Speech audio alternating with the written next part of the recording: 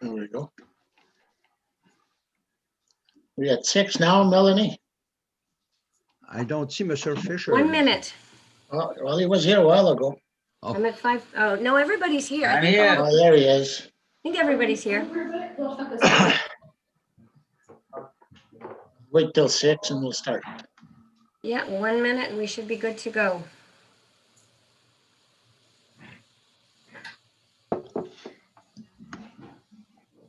Live on YouTube.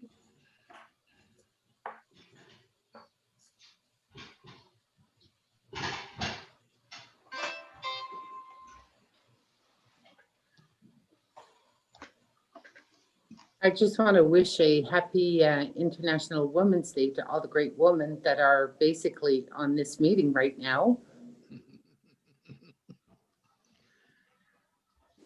For sure. Est-ce qu'il y a eu des activités spéciales aujourd'hui pour célébrer ça par la municipalité ou I guess avec le COVID, tout est barré? Aucune célébration de regroupement normal. Dans l'air, women are losing, being shortchanged again. Mr. Chair? Yes, She's on. Madam Clerk. Please, we're good? Monsieur. Okay. I'm going to call the meeting to order.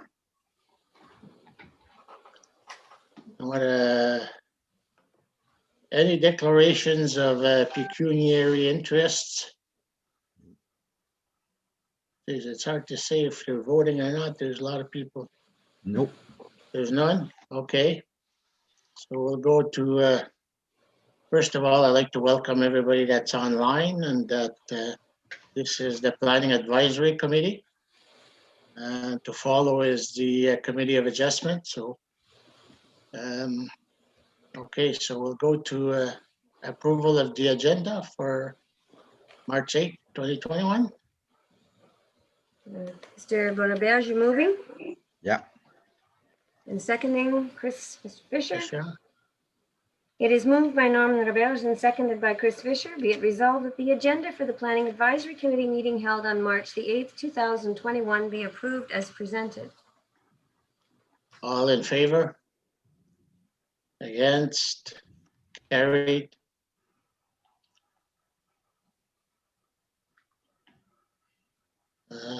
Adoptions of the minutes of January 18, 2021. Any objections or amendments to be made to the minutes? I of just need January a mover and a 21st or seconder, 18th? Mr. Chair. Oh, I'm sorry. I just need a mover and a seconder. Chris See, Mr. and Dan. Is moved by Chris Fisher and seconded by Dan Ravita. Be it resolved that the minutes of the meeting held on January the 18th, 2021 be adopted as presented. Mr. Chair, question and comment. Yes, Madam Savage. There was a section in the minutes, number 6 for camping trailers regulation update. I'd like for the subject matter to be added to the agenda just for an update pertaining to the discussion that took place at council on February 2nd. So are you requesting an amendment to the agenda, Madam Mayor? Because the Yes. agenda was already adopted.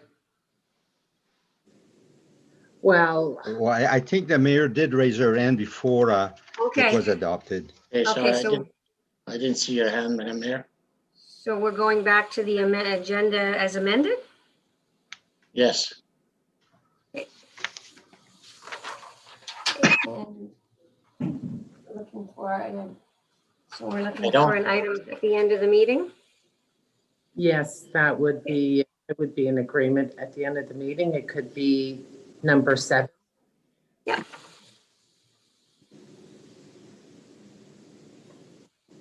Where are we there, Melanie? We're still on So I guess we'd want to vote on the amendment. Okay.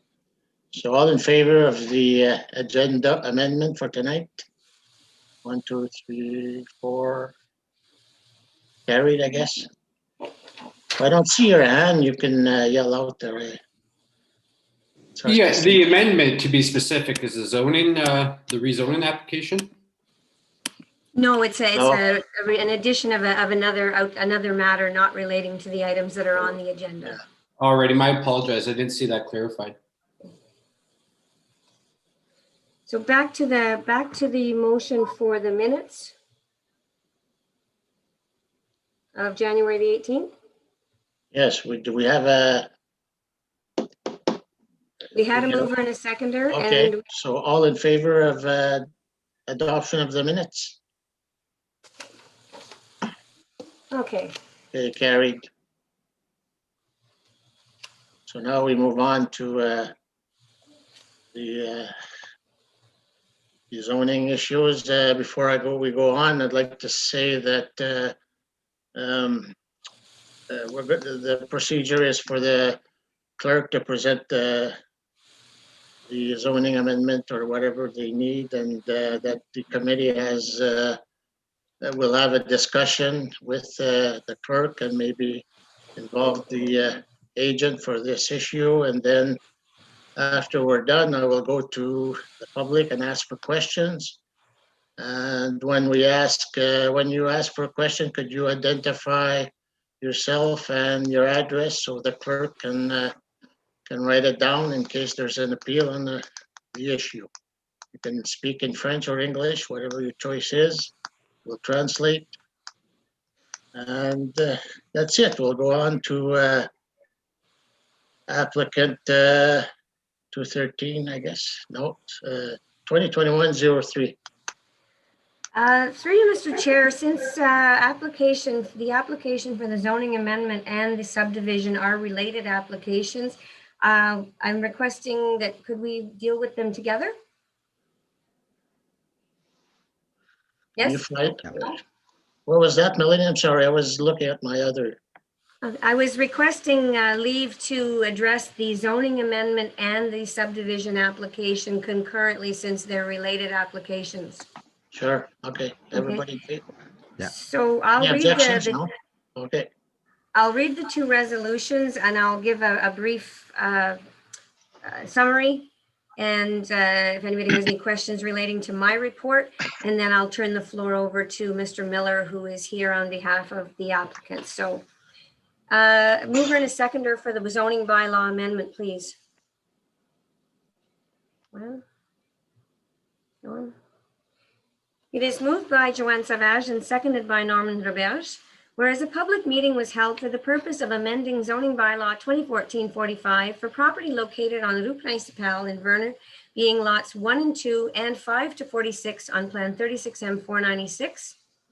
And whereas the purpose and effect of the proposed amendment is to amend the zoning designation of the said property from residential 2 to residential 3 and highway commercial for block 9 for the purpose of subdividing the lands shown on Schedule A.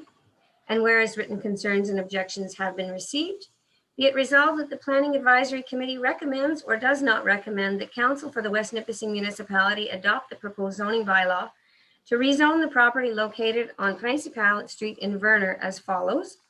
Schedule F22 of bylaw 2014-45 shall be amended by changing the zoning designation of the properties shown, which properties are more particularly described as lots 1 and 2 and 5 to 46 on Plan 36M 496, being part of Lot 10, Concession 4 in the Township of Caldwell, from Residential 2 to Residential 3 and Highway Commercial for Block 9, and Schedule SF2 for bylaw shall be amended by placing the land shown as Block 10 in a Residential 2 holding zone, such that no development shall take place until a further application by the owner is made to remove the H zone designation.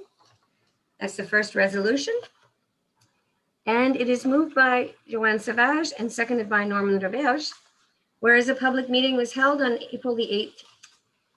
March the 8th, 2021, for the approval of a draft plan of subdivision on property located at Rue Principale in Verner, and more particularly described as lots 1 and 2 and 5 to 46 on Plan 36M 496.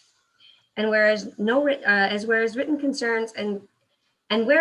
concerns have been received and considered, and whereas oral submissions were made at the public meeting, be it resolved that the Planning Advisory Committee of the West Nipissing Municipality recommends or does not recommend draft approval of the application of subdivision made by 268-2213 Ontario Limited for a plan of subdivision located on the Rue Principale in the village of Verner, West Nipissing Municipality, more particularly described as lots 1 and 2 and 5 to 46 on 36M 496, located in part of Lot 10, Concession 4 in the township of Caldwell.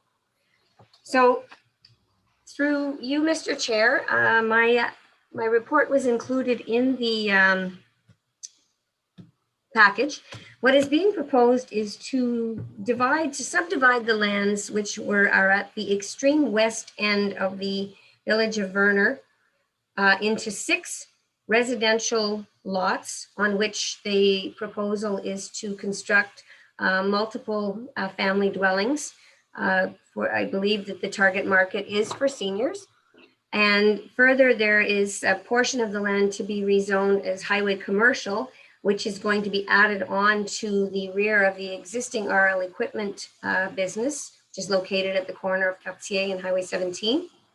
And there is a further piece that is at this point in time just being left undeveloped and will be placed in a holding zone if this committee is in agreement to do so. So right now the property is zoned residential 1.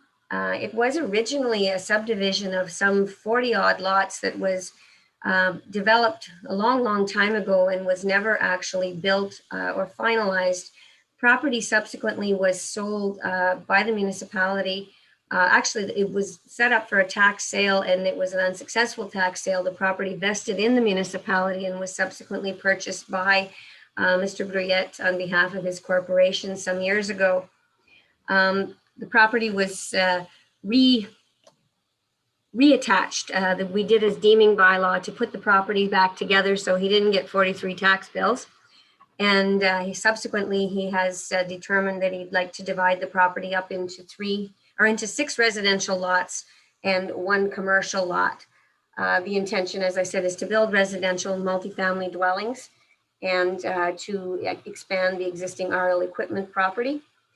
This necessitates a change in zoning. The property, as I said, is currently zoned R2, which would permit anything up to a 2-family dwelling. And the intent is to go to R3, which will permit up to an 8-family dwelling on a single lot. The property will be fully serviced with municipal water and sewer, and that is the intention. The engineering is being prepared by the consultants for Mr. Bruyette. So I'm going to turn it over to Mr. Miller to see if he has any. First of all, is there any questions for me before I turn it over to Mr. Miller? I have a question. Am I okay to go ahead? I'm just waiting that the chair is on mute. Sorry, I was on mute. Go ahead, Mr. Fisher. So the original thing was a plan of subdivision. Even though to me it looks like a subdivision, and perhaps there's a subtlety I'm missing here, because it looks like lots with multiple dwellings in each lot, which certainly feels like a subdivision. I'm just wondering why normally when we do a subdivision, there would be talk of a piece of this subdivision set aside for parkland, and I don't see that in this proposal. And that is, this committees can have this conversation. I believe in my discussions with the proponent, they were more interested in providing the cash in lieu of parkland, which would be a 5% of the appraised value of the property.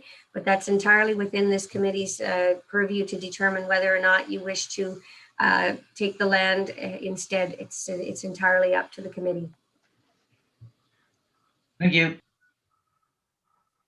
Mr. Rabel? Yes, can I speak on the issue just raised by Mr. Fisher? Sure.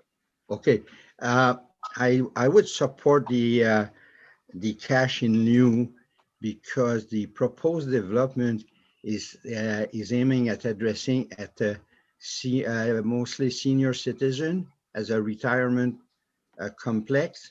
So to generate a lot for recreational purpose in that area would not serve many young children, And we have two property further east in the village that do have some recreational property. And if we take the cash in lieu, that would be my recommendation, we could provide maintenance or added improvement to these two subject properties. So I think in thinking about long term, that would be my preferred choice. Thank you, Mr. Rebels. Any other comments while we're in the cash in lieu, Mr. Rabida? Sorry, it wasn't the you, Councillor Denis. I'll come back to my comment after. Okay, who else? Madame Savage, do you have a comment? Mm-hmm. I concur with the recommendation of Monsieur Roberge. That's it, okay. Mr. Jaime and Mr. Pedre at the other end, what's your opinion on this one? Hi, Denis. Yes, I certainly agree with Monsieur Lebel's recommendation. There is a park not far from that area. Thank you. Okay. Fern? Mr. Pedre? Just one question. The cash in lieu is based on which value? Through you, Mr. Chair, it's based on the market value of the property pre-development. So what it's worth before the subdivision is registered. So it'd be 5% of the value of the land as it sits right now. That's correct. That's common. That's always how we do it, Mr. Pedre. Yeah, I know. I just wanted to see to get a number in my head. Oh. So are you ready to say if you're against or for the cash in lieu? No, I'm good. Oh, okay. Well, I would support it. Who's it? Mr. Ravita hasn't spoken yet, I guess. Well, I had deferred it, but actually I do support the cash in lieu. So do I. So I guess this will be resolved right now. So we can move on. Yeah. So I think I'll let Mr. Miller speak, or through you, Mr. Chair, Mr. Miller can speak on behalf of his client to tell us all about this project. Go ahead, Mr. Miller. Thank you very much, Mr. Chair. I'm the agent for the applicant. What's being proposed here is a re-subdivision of this existing property to create a sort of a retirement village. The intent is to build duplexes that would be slab on grade, that would be rental units, and geared towards seniors. And that's what the end result is. So we're requesting a rezoning to an R3, which would allow the development of these in that manner. And the reason for developing it in multiple lots is so that the developer can do it in phases rather than all at once. He can develop one lot with 4 duplexes on it and continue forward with the other ones. I mean, the potential is that those lots with the 4 duplexes or 8 units could be sold separately at some time in the future as those group of rental units. I believe this would provide much needed seniors housing in the area, and you know, it's certainly a higher and better use of the land than exists presently. There's the one block immediately to the west of R&L Equipment, which is going to be added to the R&L Equipment property, and part of the rezoning proposal is that it be rezoned to C2, which is the same as the R&L Equipment. which would be an extension of their yard and facilities. We are in the process right now of preparing the engineering for sewer, water, stormwater management for this property. The sewer and water would be extended on Principal, as well as on Old Highway 17 to service the lots fronting on that side. The water line would be looped through between those two developments so that there would be a looped water system within there, thus meeting the requirements of MOE. We believe this is a great development for the community and would provide much needed rental senior housing for the area. I'd certainly be happy to answer any questions you might have.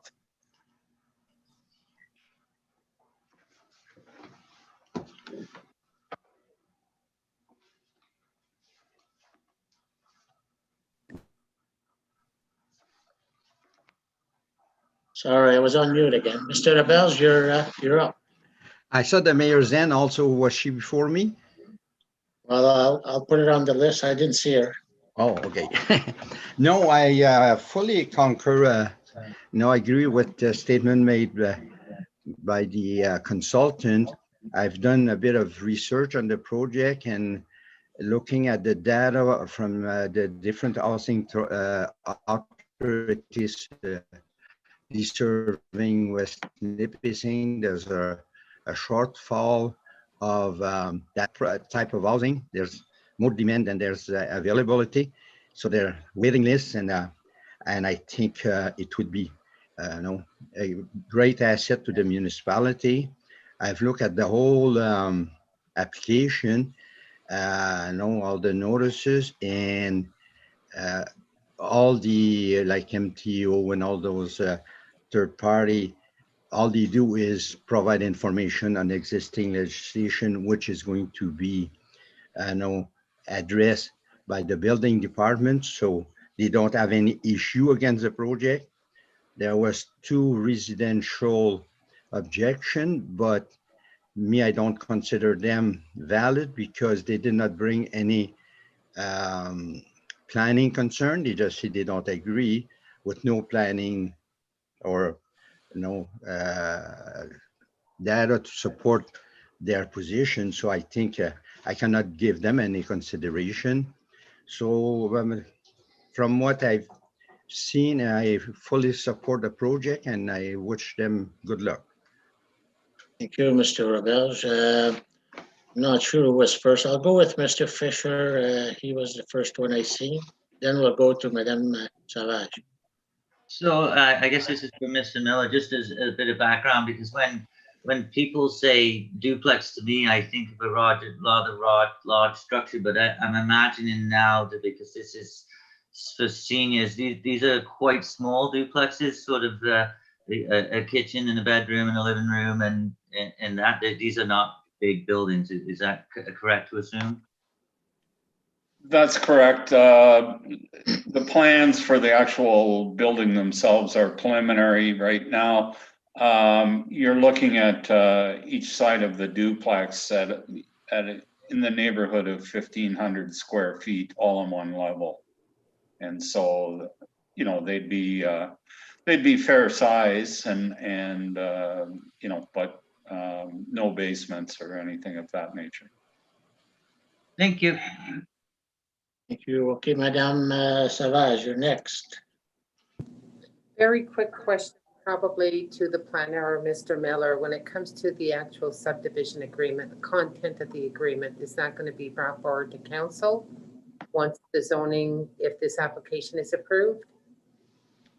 Yes, that's correct. It would be the application is approved. My client's intent is to proceed as quickly as possible to service and so on. So we would be we would be bringing forward a pre-service agreement to put the services in, and then, you know, as soon as they are substantially complete, the subdividers agreement and plan of subdivision would be brought forward to council for final approval and staff approval.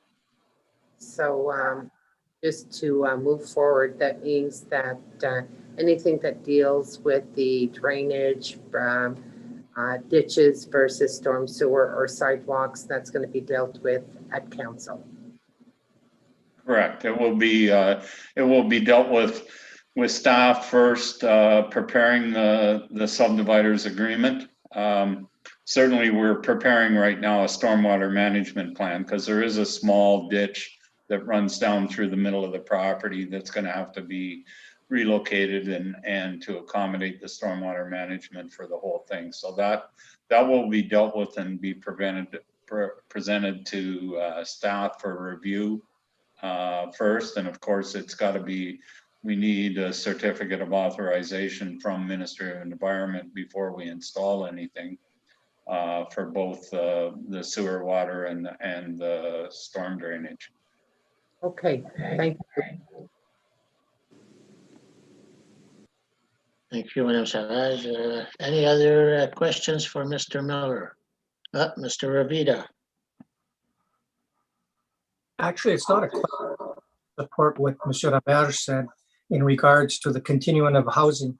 As you know, the continuum of housing, you start with a shelter, then you get into the transitional housing, and then you look at the 1 and 2 bedroom apartments. Being a board member of DSAB, it's come to our conclusion that there's an over need for these types of apartments in the community, in the whole district.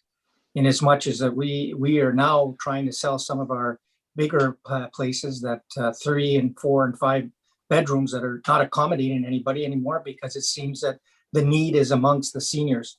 So I totally support, and I have the statistics if everybody want to see them. I have the statistics proving what Norm basically stated, and I fully approve of this rezoning. Thank you, Mr. Ravita. Mr. Pedre?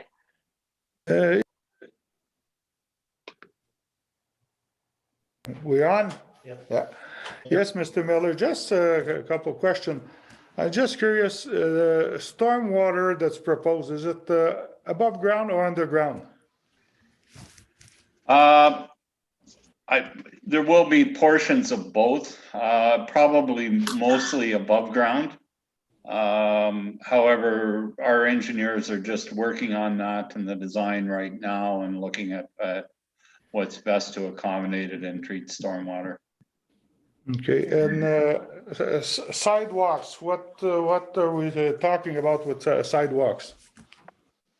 Well, we haven't dealt with that yet. I mean, if that is the wish of the municipality, we will need to incorporate that within the street design. So that's something we'll certainly discuss right away with staff. All right, thank you. Any other questions? Denis? Yvon? Oui. Merci, Mr. Chair. I concur with everything that was said. I'm not going to repeat it. It's certainly going to be a plus for the municipality, or the town of Verner, the municipality of West Nipissing. And I wholeheartedly support the project, and I hope it goes through as it said. And I thank you for presenting it. So thank you, Mr. Chair. Thank you, Mr. Jaime. I guess that's it. I'm going to just conclude the committee part. I also agree with all with the zoning, and I think there's a very high need for these kinds of structures. And I hope, I know there was a few people against it, but I didn't see any reasoning for not supporting this. But anyways, I think overall there's a lot of support, and I think that there's a need for it. So I support this project. So now I'm going to just open up the floor for the public. If anybody has any questions for Mr. Miller or for us. Don't be shy. Just, there's no, Zelia. Yeah, hi. Hi. My name, I'm Zelia and Dwayne, and we live at 4 St. Timor. 4, okay. And we're right beside the water treatment place. And my question was for Mr. Miller. Actually, this is probably a little premature, very premature, I'm sure, but now when the sewer and the water gets put into place, once everything is approved and everything, because we're right next door to the water treatment facility, would anything be damaged or brought through on our property? Question is for you, Mr. Miller. Yes, thank you. No, I mean, the connection to the water would be on the existing water main on the street where it runs into this property. There's no extension of new water line or anything down to the treatment center. It would just pick up from the existing water line and loop back around in, so there would be no change in your area. Another question I have real quick. If everything goes through and everything is approved and everybody votes for this, when would this project start? Well, I believe my client is hoping to start this year. Okay, so summerish, spring summerish? Yeah, we have to complete the design engineering and get all the approvals from the municipality as well as Ministry of Environment for the C of A before any connections can be made, but they're. So not tomorrow? Not tomorrow, no. That it? Thank you.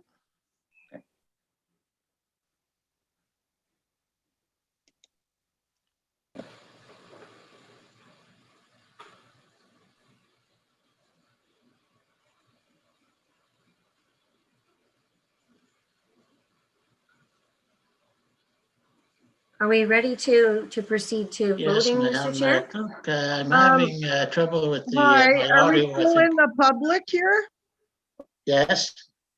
This is Natasha Delorme Property Limited, 696 Delorme Road. Yes. My only concern is that our property is flooding due to the ditch being blocked.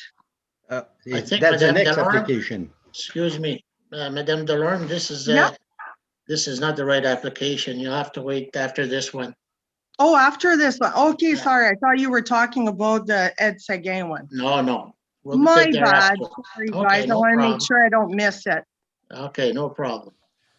Yeah, I was having trouble with my audio there. So are we all good to vote now, or is it any other comments? Or looks like we can vote. So anybody? We need a resolution. Well, I've read the resolution, so we will, I guess, vote first on the resolution to rezone the property. Okay, all in favor? 1, 2, 3, 4, 5. Carried. 6. And we will vote now on the draft plan of subdivision. All in favor? Carried. Here we go. That's it. That's it. Thank you very much, everybody. Appreciate your time.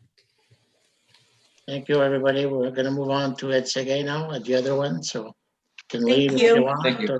You're welcome. Okay.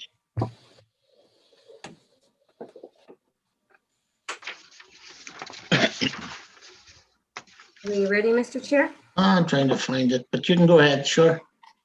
I'll just ask for a mover and a seconder for the application. Mr. Fisher.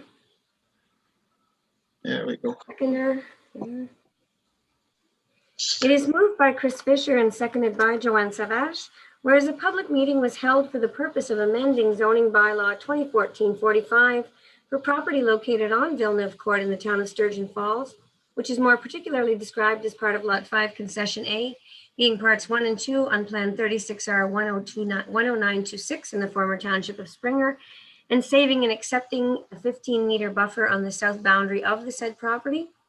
And whereas the purpose and effect of the proposed amendment is to amend the zoning designation of the property from residential 1 to light industry M1 as shown on Schedule A, and whereas written concerns and objections have been received, be it therefore resolved that the West Nipissing Planning Advisory Committee recommends or does not recommend that Council for the West Nipissing Municipality adopt the proposed zoning bylaw to rezone the property located on Villeneuve Court as follows.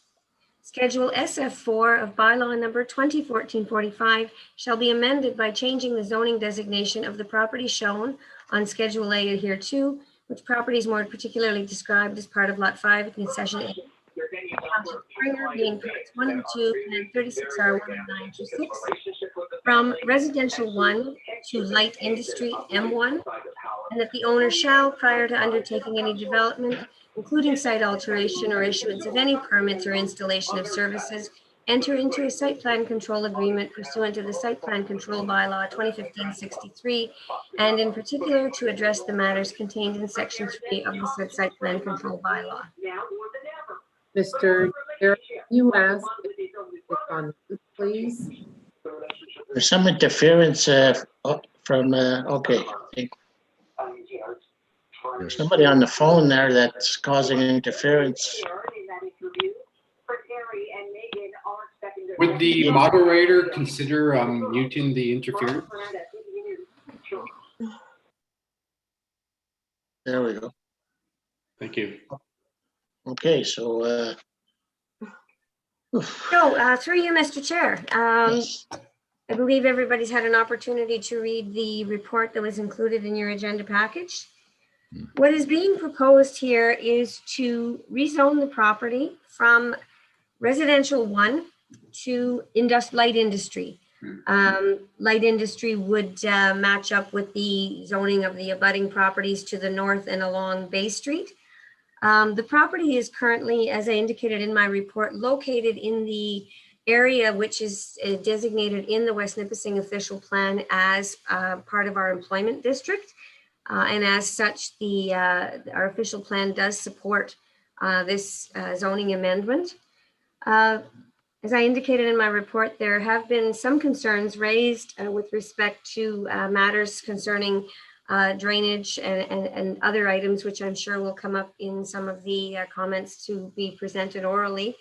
And I am recommending that the property be placed under site plan control in order that any development on the property is sanctioned and approved by the municipality prior to its undertaking, to ensure that there is no disruption or undue effect caused by the proposed development of the property. The intention of the property is to rezone it for the purposes of installing buildings for cold storage for industrial uses.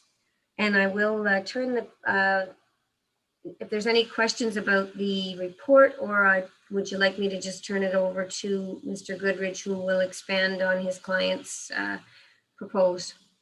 Yes, Madam Clerk, I think we should go to directly to Mr. Goodridge. Thank you, Mr. Chair and Ms. Ducharme. As Ms. Ducharme stated, the property is within the employment districts of the official plan, and under the official plan that contemplates either industrial or commercial uses. We're proposing a light industrial use in order to comply with the use of the land that is being proposed, which is basically a small warehousing facility for industrial uses. In the zoning bylaw for the municipality, if I can, I'll just grab my glasses first. It talks about the different zone categories for industrial. And you have light, heavy, extractive, and waste disposal. And the description of a light industrial zone is industrial uses primarily within a building that do not create significant compatibility issues. So I think a lot of the concerns of the neighborhood would be, specifically with respect to compatibility issues with their own residential use of the land. The other big issue that Monsieur LeBlanc has put forward on behalf of his mother, and he's prepared an excellent report to that, has to do with the drainage issues that are currently being experienced in the area. Now, as Ms. Ducharme has pointed out in her report, these issues can be resolved through site plan control agreement once the project is approved. So what site plan control agreement is for the balance of the public that is here, it's a legal agreement that's entered into between the developer and the municipality. And basically it covers how the land is to be developed, and it restricts it to just what is within that plan.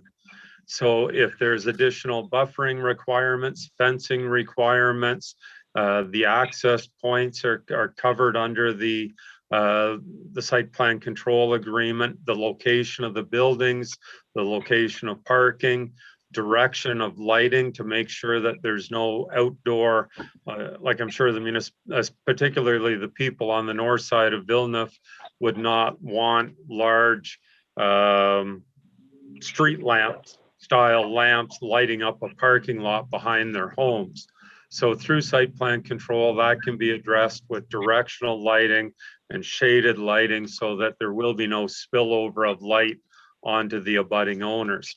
In this case as well, the municipality has also taken the neighbors' potential concerns into account by only agreeing to transfer the north portion of the property and to retain a 50-foot vegetated buffer at the rear of the lots on Villeneuve to also mitigate some of those issues at the same time. But the big item through site plan control that I think is causing a lot of concern right now are the drainage issues. And the only way they can be resolved through the municipality at this point in time is if a site plan control agreement is entered into. The issues right now are between two private owners. So that is not a municipal issue. It's more of a civil matter between the two property owners. With the ability, though, to bring these lands under site plan control, now it becomes in the purview of the municipality. And if the developer does not follow through on the terms of the site plan control agreement, site plan control agreements give the power to the municipality to enter onto the site, make the necessary changes, and to charge that back to the owner of the land through the property taxes. So it is a very effective means of ensuring that the issues are addressed. And I think they're very appropriate in this particular instance. If there's any questions, I'd be happy to try to answer them for you.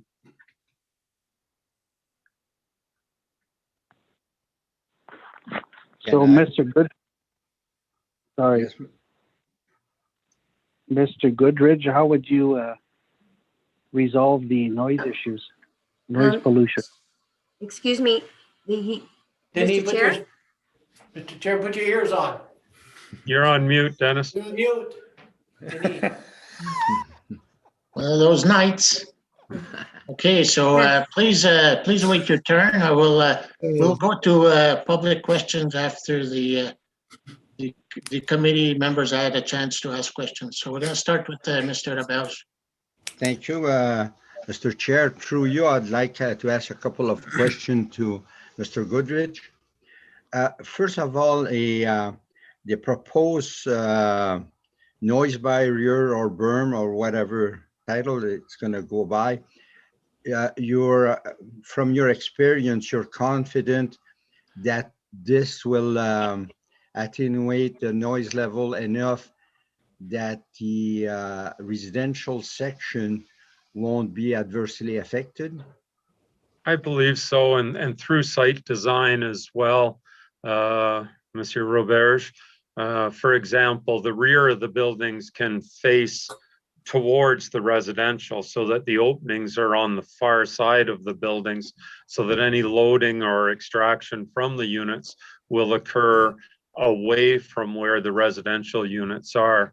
The buildings themselves can also be soundproof to a certain extent through insulation. Okay, so that if there's any noise generated, you're going to try address it, that it's diverted away, like northward or towards the access road there. That's correct. So because these people have very expensive home facing a waterfront, and I support economic development, but we have to protect the people that do live there and spend a lot of money to establish themselves. So that was my main concern. Absolutely. Sorry, go ahead. I'm Okay. sorry, I was going to just concur with you. It's a beautiful neighborhood. Yeah.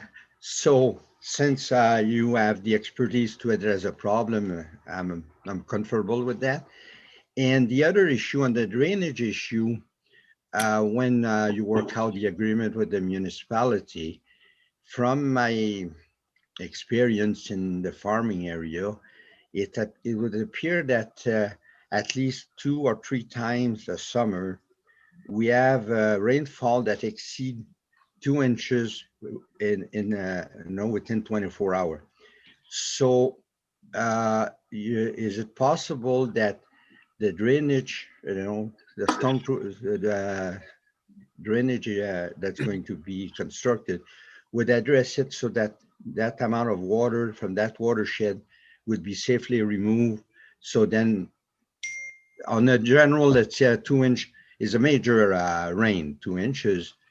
They used to, at one time they used 1 inch, but that doesn't seem to be the trend anymore. So if they're going to be building a system, and part of it might be covered drain and catch basins and the whole thing, I think it should be designed at least 2 inches. That's my recommendation. Do you think that's feasible in that area?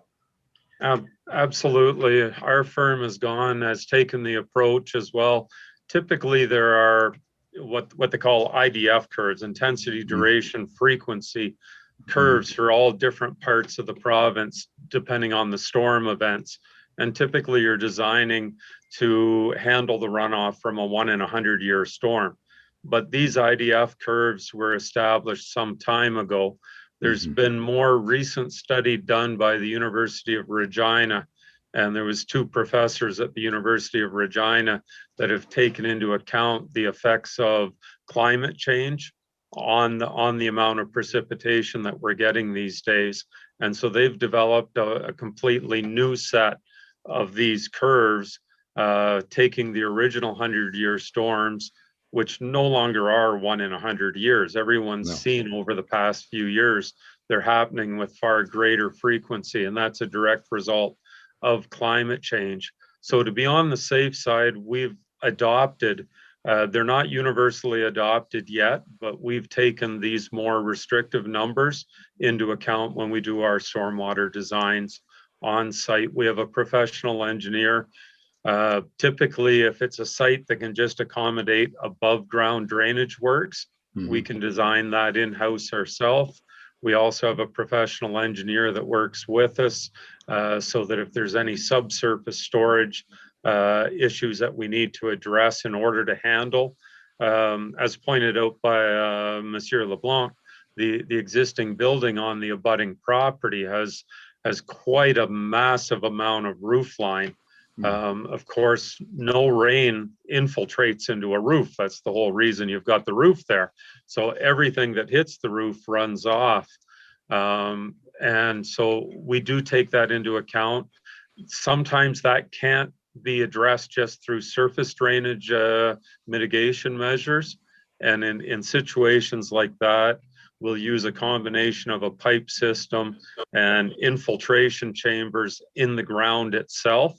They're basically very large French drains, if people know what, basically big French filled I with know rock, what you're talking about. but so that there's land, there's storage capacity under the surface that can handle that type of flow. So like I said, we do have a professional engineer that when it gets to that level, we bring him in on the project, and he does a specific design to ensure that it will work. So in other words, my evaluation of the requirement are fairly accurate from what I hear from you, and you'll be addressing those problems. Yeah, old farmers usually have the best information. Okay, thank you. So that's the only two concern I had. I favor economic development and the possibility of creating additional employment in the community. So far, that's the only two concern I had, and you're fully addressed them. Thank you very much. You're welcome.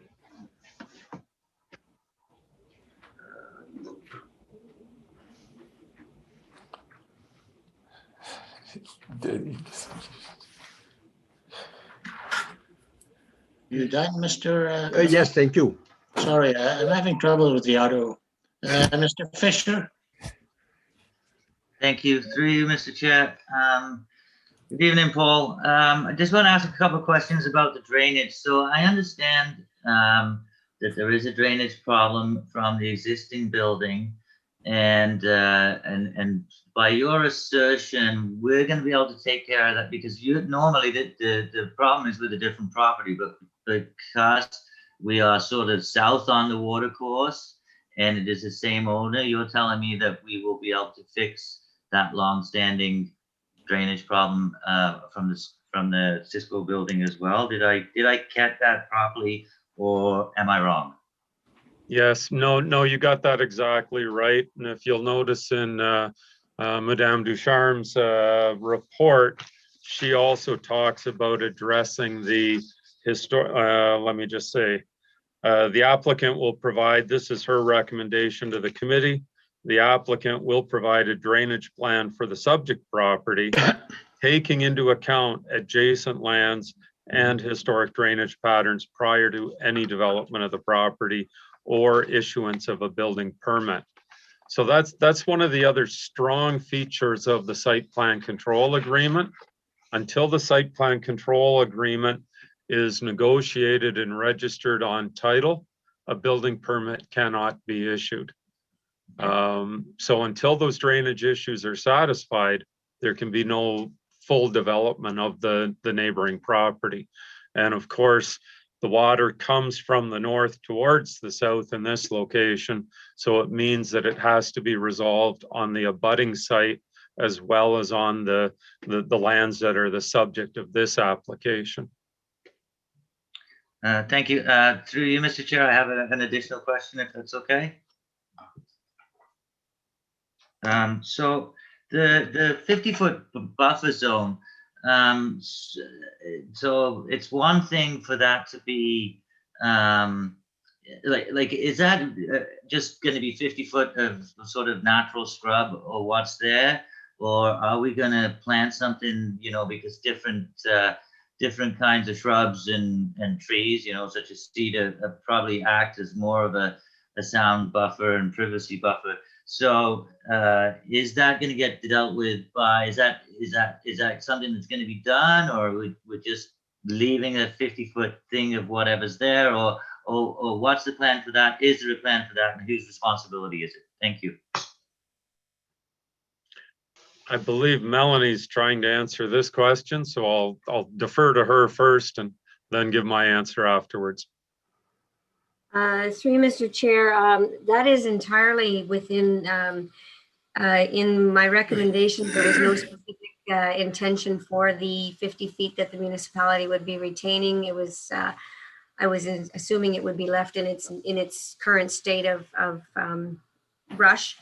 However, if the committee wants to impose a vegetative buffer on the property that's being conveyed, because our bylaw does permit us to place buffering requirements, our zoning bylaw allows us to place buffering requirements on industrial properties that are adjacent to residential uses.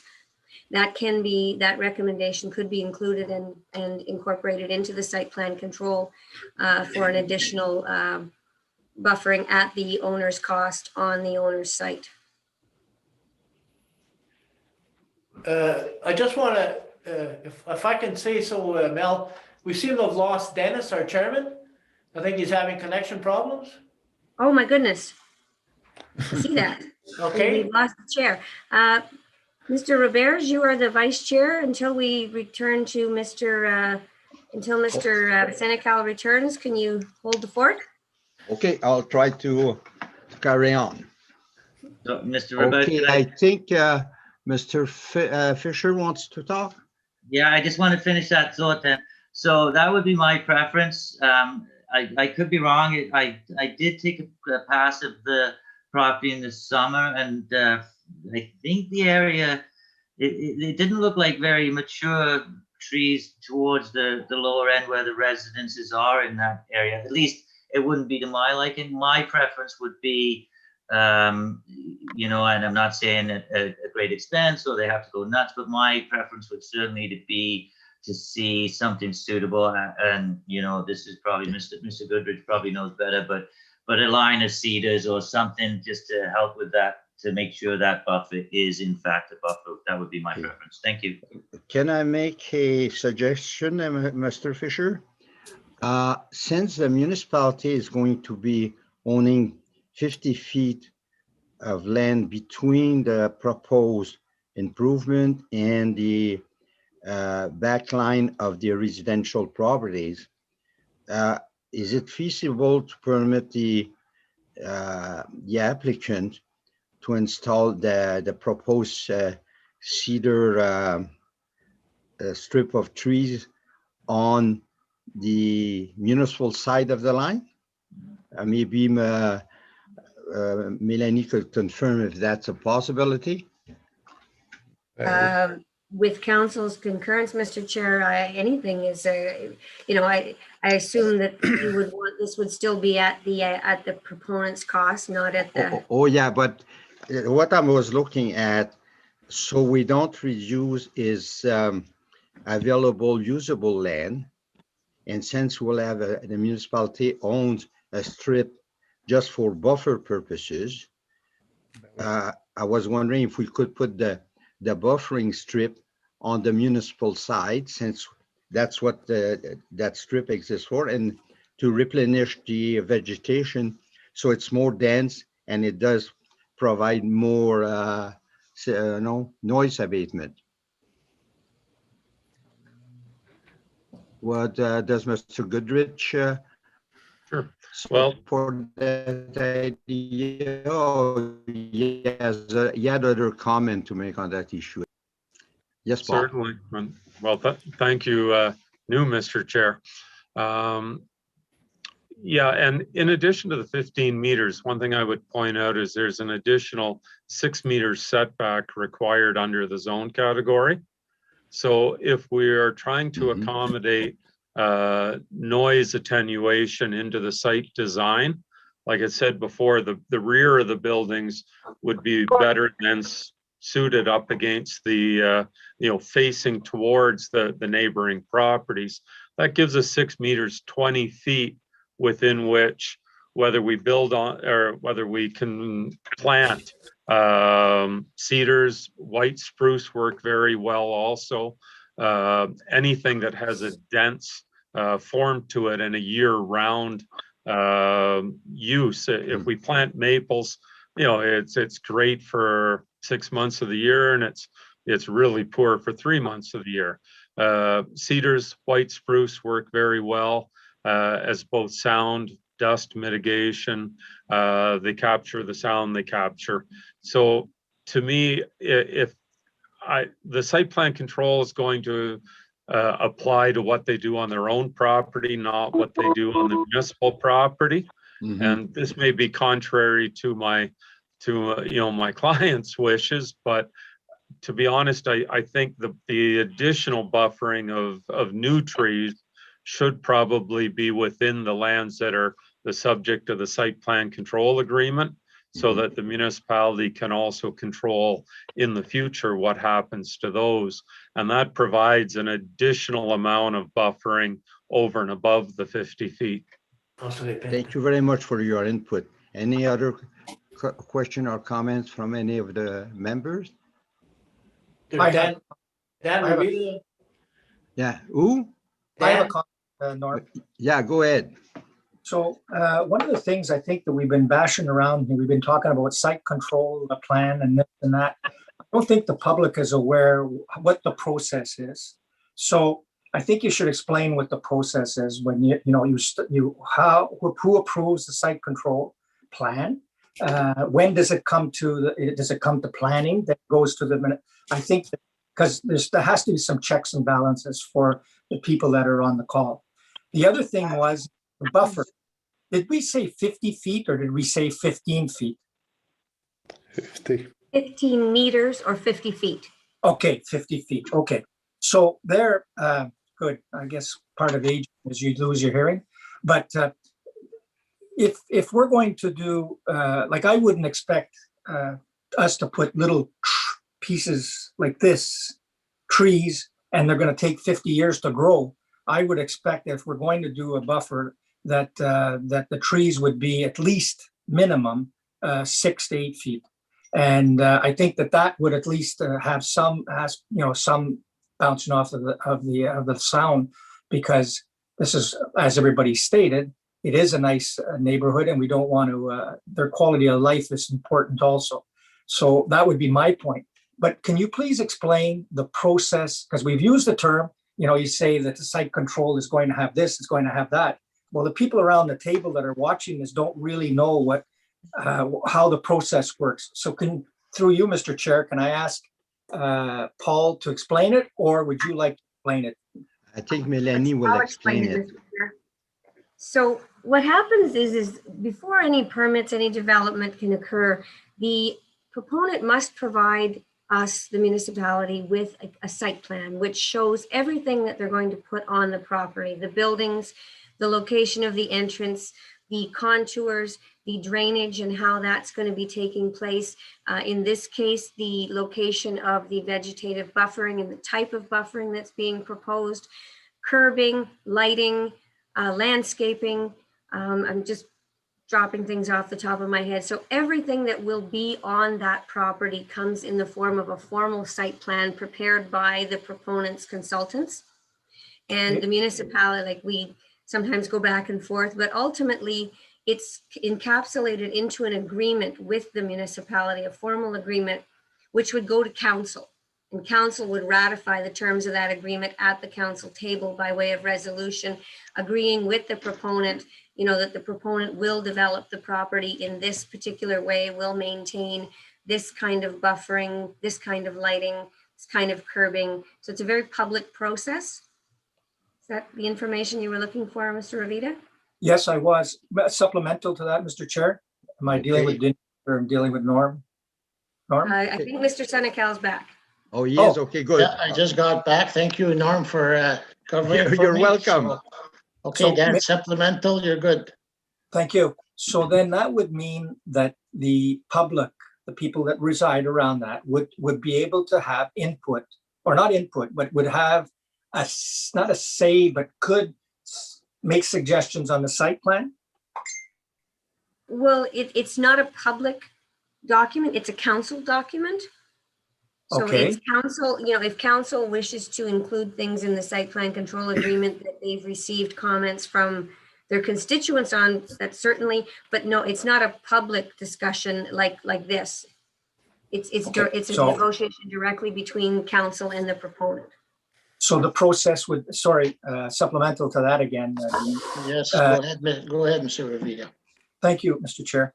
So that would mean that once the area, they would find out, I'm losing battery here.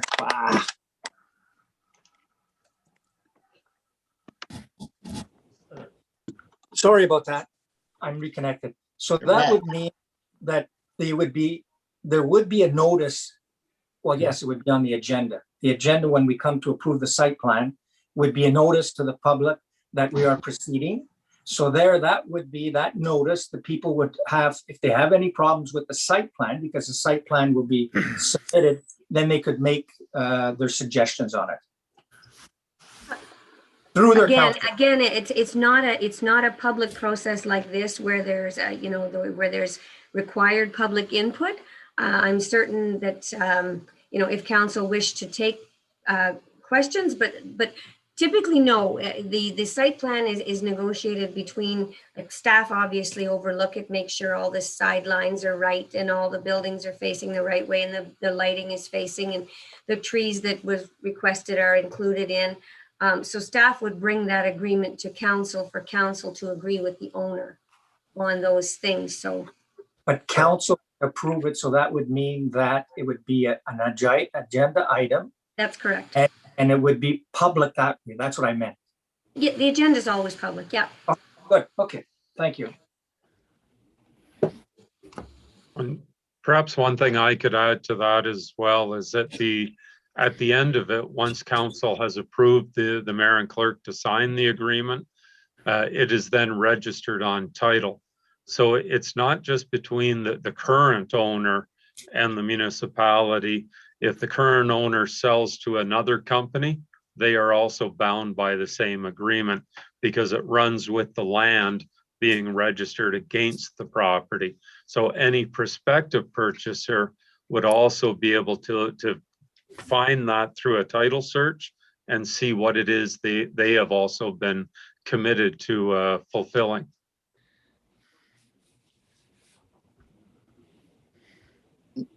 Does that answer your question? Yep. Perfect. Thank you. Okay, Madam Mayor, you, Well, Madam Savage? Thank you, Mr. Chair. I do have a question, and the question pertaining to the buffer. So we're saying 50-foot buffer. There's also some buffer pertaining to where the actual building can be located on the property.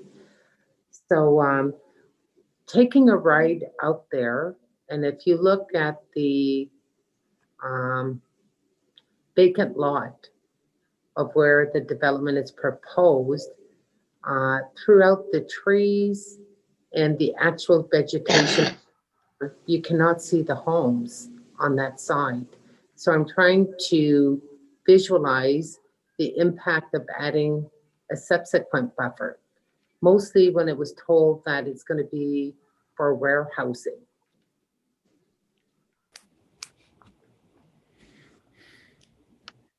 Question is for?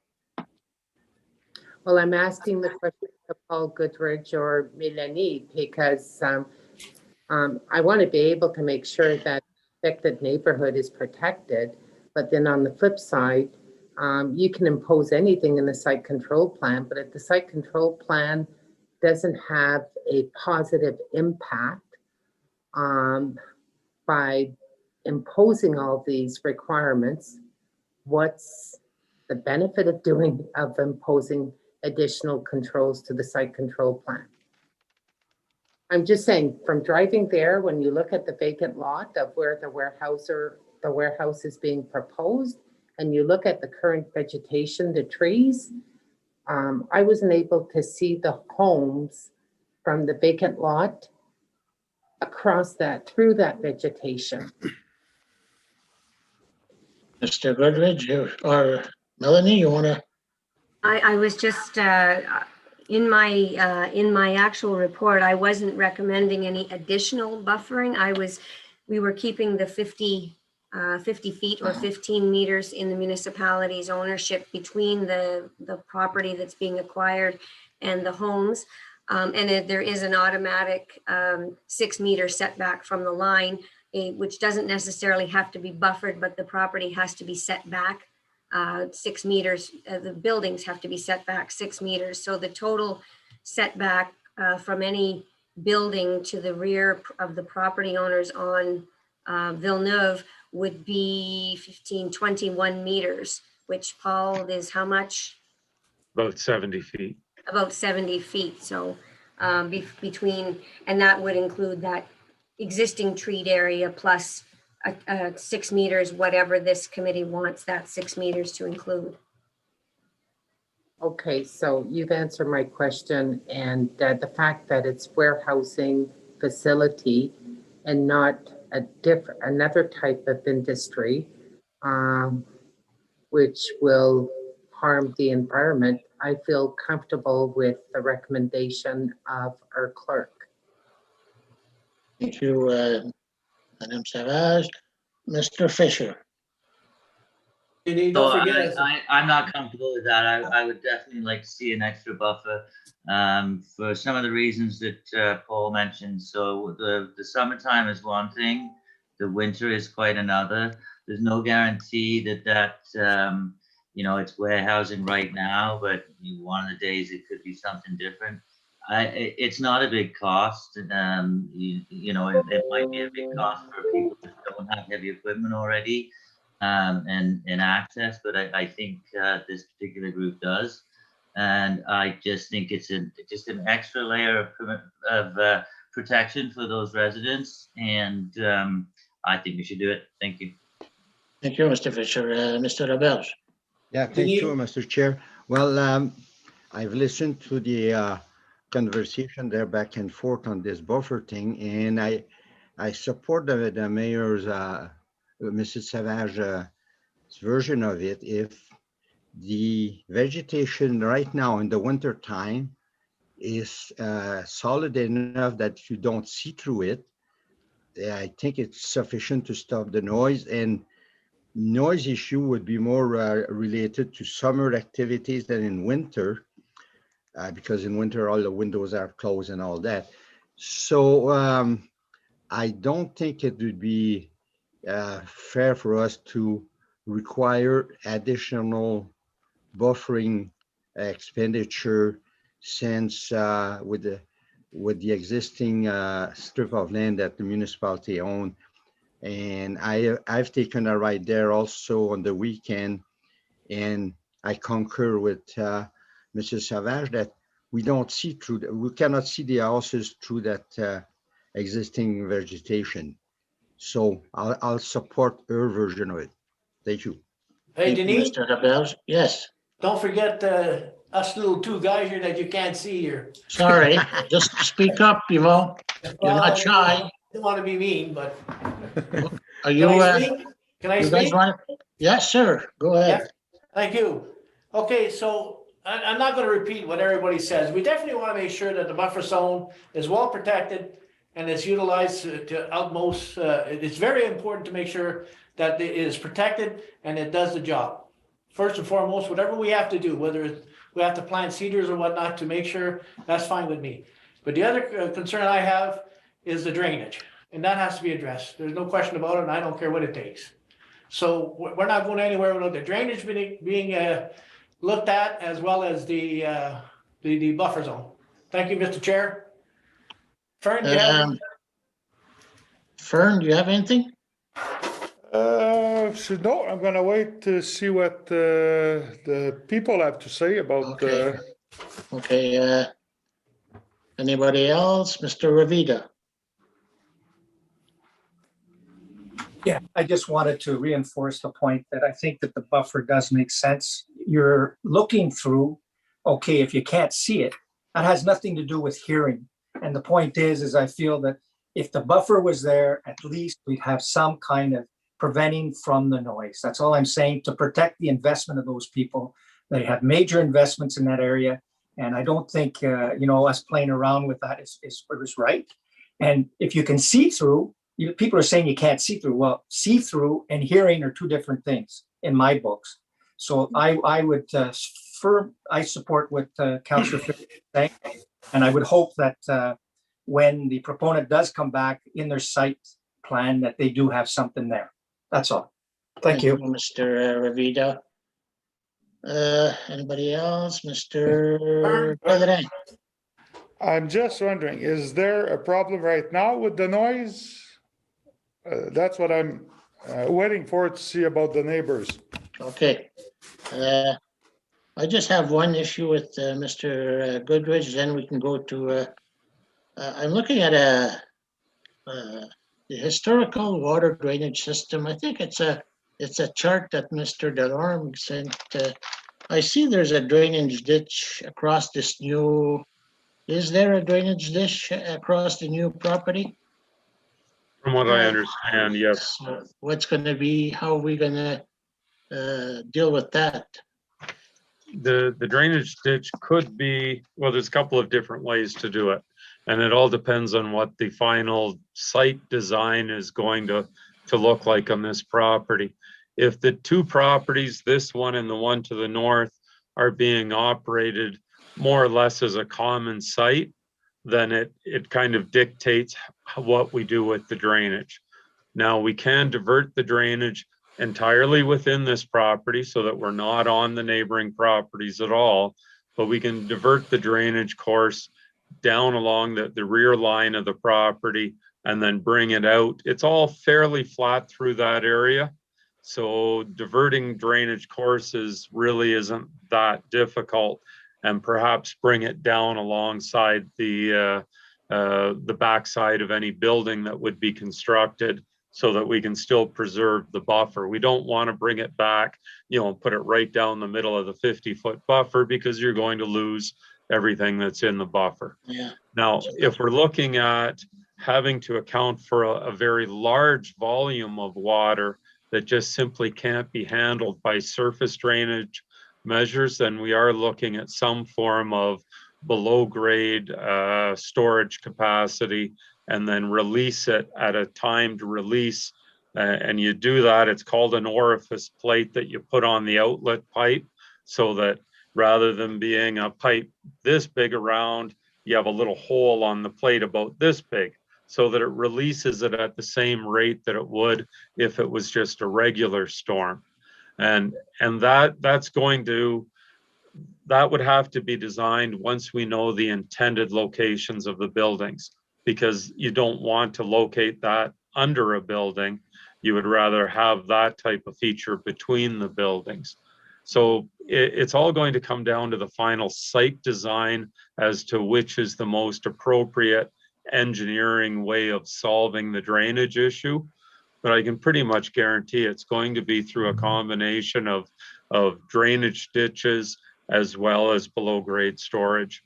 Just looking at the size of the roof line on the abutting property, and Yes. if we're talking a larger building on this site, then the other thing that can be done, you'll notice the existing building, it's a shallow peak, but it's still a peaked roof, so that the drainage goes both ways. There's no reason why in the building design, the roof can't be sloped to direct the drainage away from the other properties and bring it back on site to then be diverted into one of the below ground storage infiltration chambers. So it all comes down to the final design and the buildings or buildings that are being proposed. Okay, thank you. I guess we'll go to public I have questions a question. now. I have a question. C'est Nathalie. I'm trying to find you. You don't need to see my picture, do you? Just give us your name and your address, please, so we can. Yeah, it's Natalie Delorme, 696 Delorme Road. Are you hearing me? Yes. Okay. No, it's just I received some documents from, I guess, one of the neighbors on Villeneuve, and from looking at the pictures, it seems to me when we speak of drainage and site control, it's very difficult to really forecast, right? And based on the pictures, there seems to be serious flooding that pretty much is on our land. That's from what I'm seeing, which we are still facing with drainage issues, even after. I'm just having a hard time just understanding how will this be controlled. And from what I can see right now is it's totally on our land, and it's still affecting our area even after the drainage.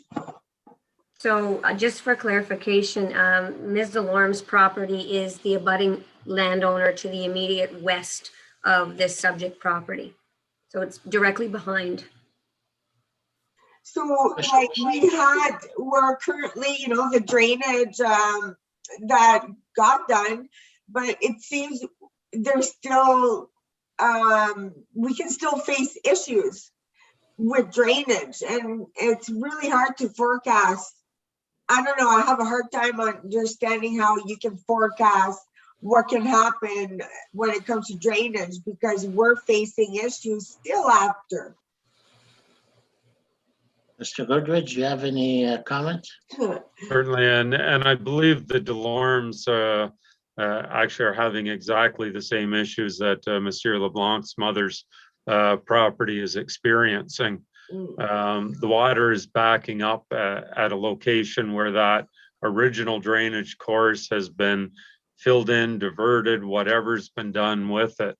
But I don't think it was done as part of a design. So when we do a drainage works, the first thing that we'll do is a topographic survey, not just of the property that we're dealing with, but also all of the abutting properties. So basically you want to find where the high points are so that you can tell what the catchment area or where all the drainage is coming from, so that we know exactly which properties are being impacted, what elevation they're at, and then that helps us to establish the base level of the ditches in order to be able to drain the properties into the ditches, divert it away from the properties, and like I say, into these infiltration chambers on site. And then from those infiltration chambers, they're typically released out onto Villeneuve Court or into the municipal drainage system, but through a timed release. So under stormwater management plans, and Rick Miller talked about this on his project as well, what the goal of a stormwater management plan is to release water at the same rate that it comes off the property right now, or that it should be coming off the property at, both before and after the development is proposed. So once you fill up a site with roof lines and parking lots, they're called drainage coefficients. So that they have a different ability to absorb water than what a bush lot will. Obviously, a roof has very little. You get a little bit of evaporation, but you get absolutely no absorption. I'm getting into the weeds a little bit on stormwater management. Yep. So I'm just trying to understand. So when you're talking about topography, is there a reason why that would not have been done prior, and perhaps this could have resolved the issues that we're still facing in this area? And it's not that it's affecting me where I live in on Delorme, but I keep hearing from neighbors, people on Villeneuve, people on Bay Road, Delorme Road, that they're still facing with flooding after the drain being done. So I'm just wondering, Paul, when you're talking about the precautions that, or the site control, why was that not done for us? Okay, well, we're talking about two totally different drainage systems. With your property, it was being drained down through Smiley Road. Yeah. And this drainage that we're talking about, and so the drainage that is contributed towards the Drainage Act application that was made there was draining from your property to the west. There's a bit of a break in the land in between Smiley and Villeneuve Crescent. So there's a point at which the water will drain east towards Villeneuve, and the balance of the properties drain west towards Smiley. So I think you're dealing with the Smiley drain. Yeah. But in this particular case, we're talking about what would be the northeast corner of your property, right close to the old Cisco building that the Sagans so the pictures, are you seeing the pictures that I was sent today?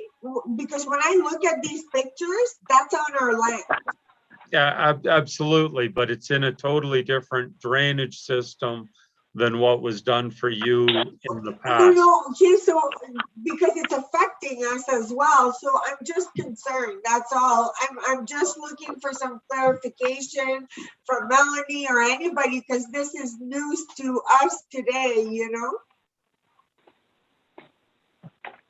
Yes, Melanie. Yeah, well, I think Melanie wants to address this one. I'm just waiting for the chairman. Oh, sorry. You're on mute, Mr. Chair. You lost the chair again, eh? Okay, Madam Clerk. You have a comment? I just wanted to reiterate what Mr. Goodrich had said. I think what Ms. DeLorme is referring to is another drainage project which is south of this on her property. The issue we're dealing with today is a different watershed. It's a different. I understand that. No, I totally get it. Is what I'm trying to say here is it's on our land either way. So that's correct. And as we've indicated, the intention with the site plan control agreement is to address the drainage on this property insofar as how it is the water comes from other properties. So no, I understand that. It's just right now we were brought some documents to my house today with pictures, and we're having issues still from our end, and now there's more issues at the other end. Like, we're just trying to understand what's going on, like to resolve this so neighbors are happy instead of having, let's say, someone come to my house and give me documents. Do you understand?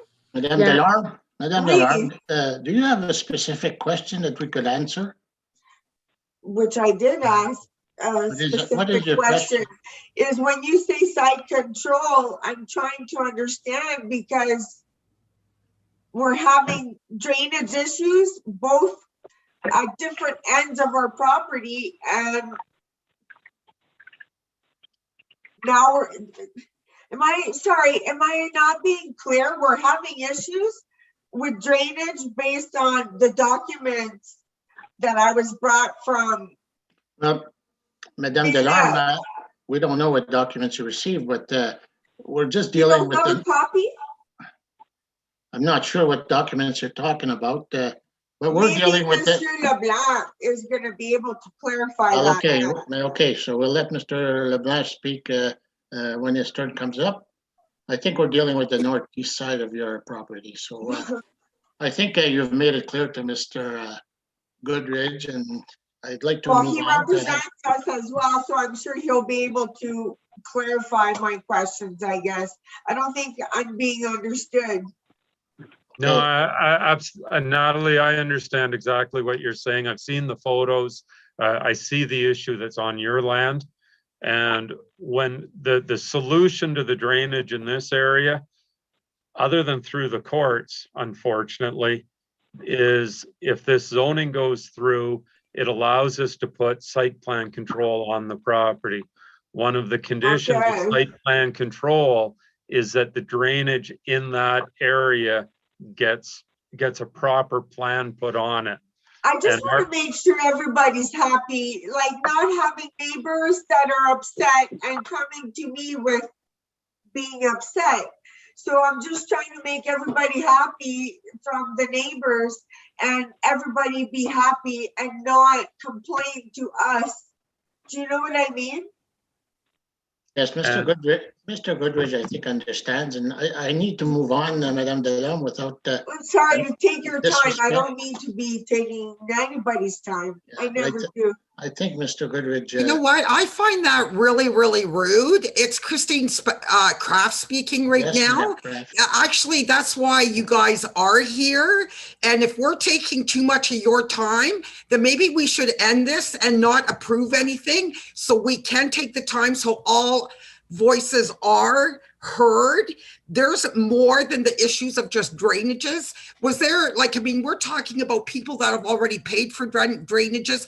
We've got something happening over there. I've just heard this council say how, you know, they're all wanting this area and they care about the neighborhood. The place looks like a ghetto right now.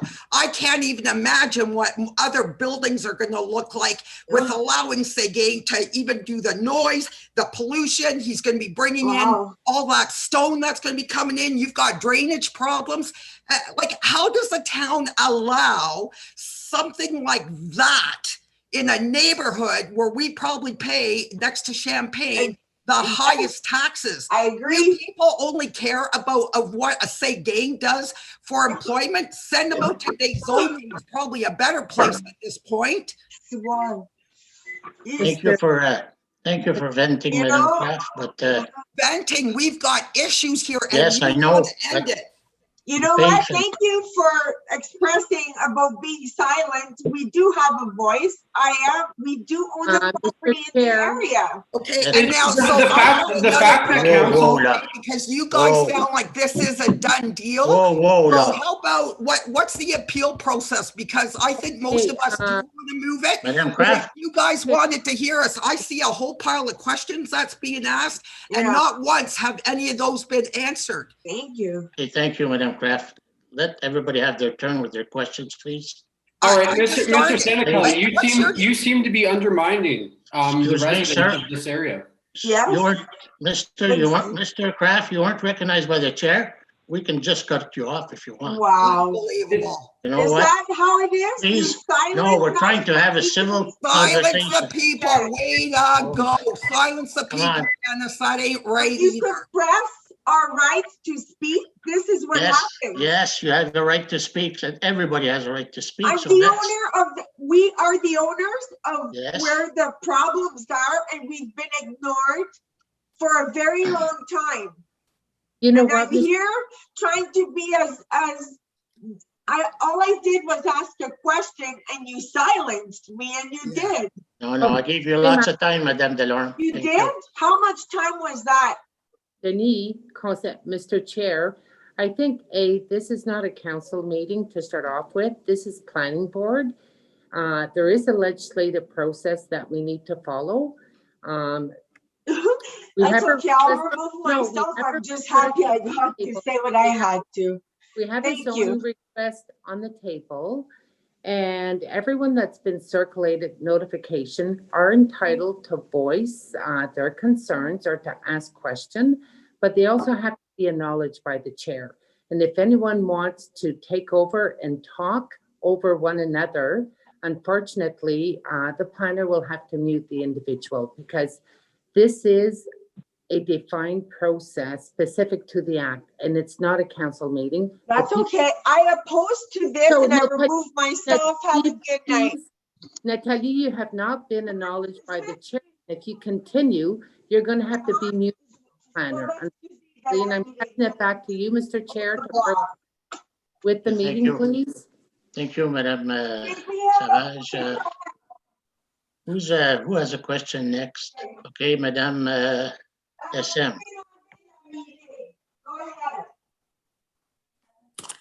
Hi there, I'm Stacy. 15 Villeneuve Court. My husband Andre and I own a beautiful home here on Villeneuve Court. I think just speaking on behalf of the neighborhood, I think you can tell that people are feeling very emotional and passionate about our beautiful home. I do think I'd like to speak a little bit about the question about the noise level. The noise level as is right now is quite loud. So for us living here, it's hard for us to understand how you can improve the volume by taking so much of the brush down. Oh my boy, come on, let's go towards our homes. So I do worry a lot about. I'm just curious to. I guess I just like to share the concerns of the noises. Of course, number one, we do have concerns about environmental concerns because there's quite a few diesel trucks and heavy equipment over there. Our property value is a huge one. It's going to be decreased by this building, and that's I guess it's heartbreaking for us. We're all very hardworking residents of West Nipissing, born and raised here, most of us. Some of the people in this area, we chose this land to raise our children. Some of us chose the land to retire. We definitely did it carefully. It's beautiful, beautiful area.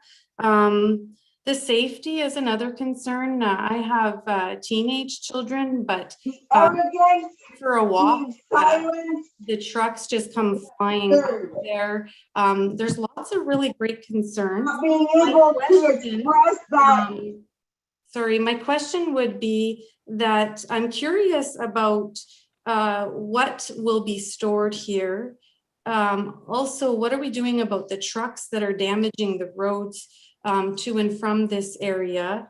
And I really want to tell you that I really am hopeful that this committee will consider to protect our rights as owners and to protect us and know that we're all taxpayers. We all love West Nipissing. I've heard you a lot talk about the importance of caring for the elders and the retirement people who are retiring in our area. This is a neighborhood that you might want to consider as an area to protect. Thank you. Melanie, am I in the right place? It's Pete Houghton concerning the application for Levine. Am I even in the right place? Yes, Mr. Houghton, you're in the right place. We're just not finished the meeting ahead of time. If you just be patient and put yourself on mute, we'll get to you as soon as we finish with this matter. Thank you. Just wanted to know, Melanie. Thanks. No, you're all good. Just hold the phone. We'll be there. Yep.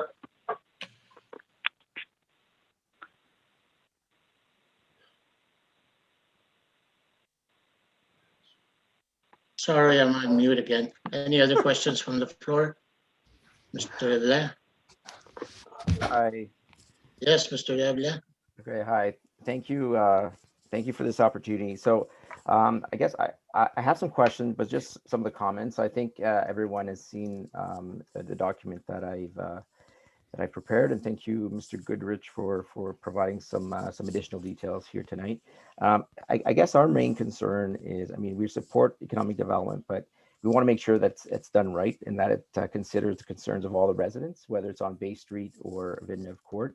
And for us, I'm representing my mother, who lives on 120, Hélène Leblanc, who lives on 120 Bay Street. And again, our main concern, as I raised, is drainage. So this proposed lot here is really critical to the drainage for all the surrounding areas, especially Bay Street, along with the applicant's current property on 105 or 106 Bay Street.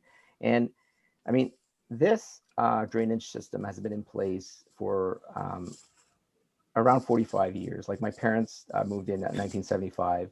All the lots have drainage ditch around the property, and that flowed to what's mentioned in the report, the planning report, as a water course that went through under Villeneuve Court and onto the Sturgeon River. So you'll see from figure 2 on page 9, the aerial shots here, you can kind of see the trend. Any aerial shots done in 1995 or 2000 would probably show it.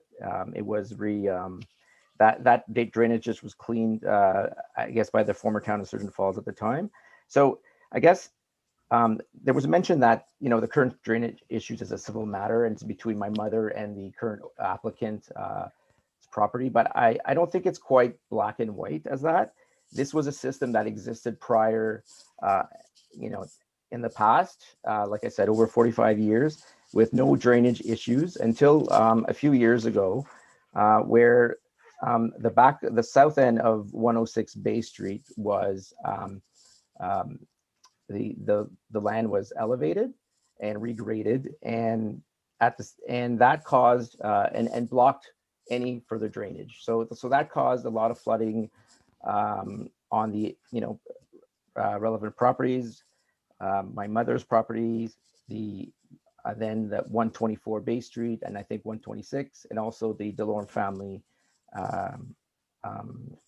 property. So I guess for this, my concern is, I guess, what can be done. I mean, I think the solution is quite simple. I think, you know, the applicant, it's against Sons, or do drainage as part of their work. They have the equipment, and I think a drainage just on the property line would address the immediate concern, because springtime is around the corner, and invite you, any of these members of the committee, to come in and talk to my mother at 120, and she'd be happy to show you the love of water. So what I've heard today was a lot like site plans, and I'm happy to hear the committee members asking for specifics. I'm still not quite clear on how this would address the current issue, because that is really relevant to the property that is subject to this zoning, and not the current system, which is, I guess, downstream. So I guess my question would be like, I guess I want to reiterate the fact that I think the agreement we should have within the condition that that they'd have an additional would have drainage that would also apply to the adjoining property at 106 Bay Street, given the same owners.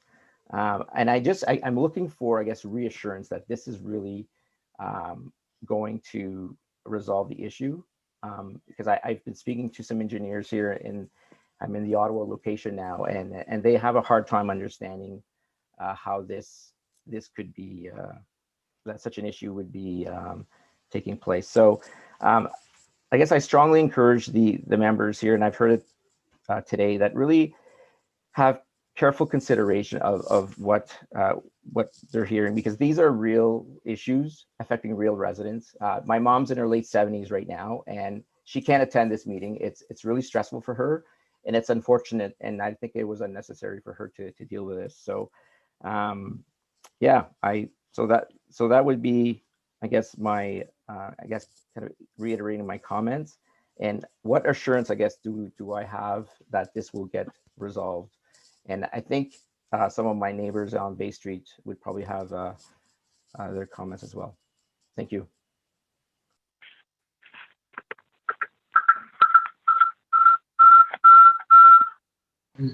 Denny? Start our video. Fucking Denny. Your mic, Denny. Denny? Holy jeez. So Paul, could you add to the comments of Mr. LeBlanc? Sure. To reassure that Certainly. Luckily, and as much as we always like to rely, and optimistically like to rely upon the goodwill of the neighbors involved, unfortunately, that can't always be guaranteed unless there are safeguards in place. And luckily, in this particular case, the owner of the abutting land is the same person that wants to buy this land from the municipality.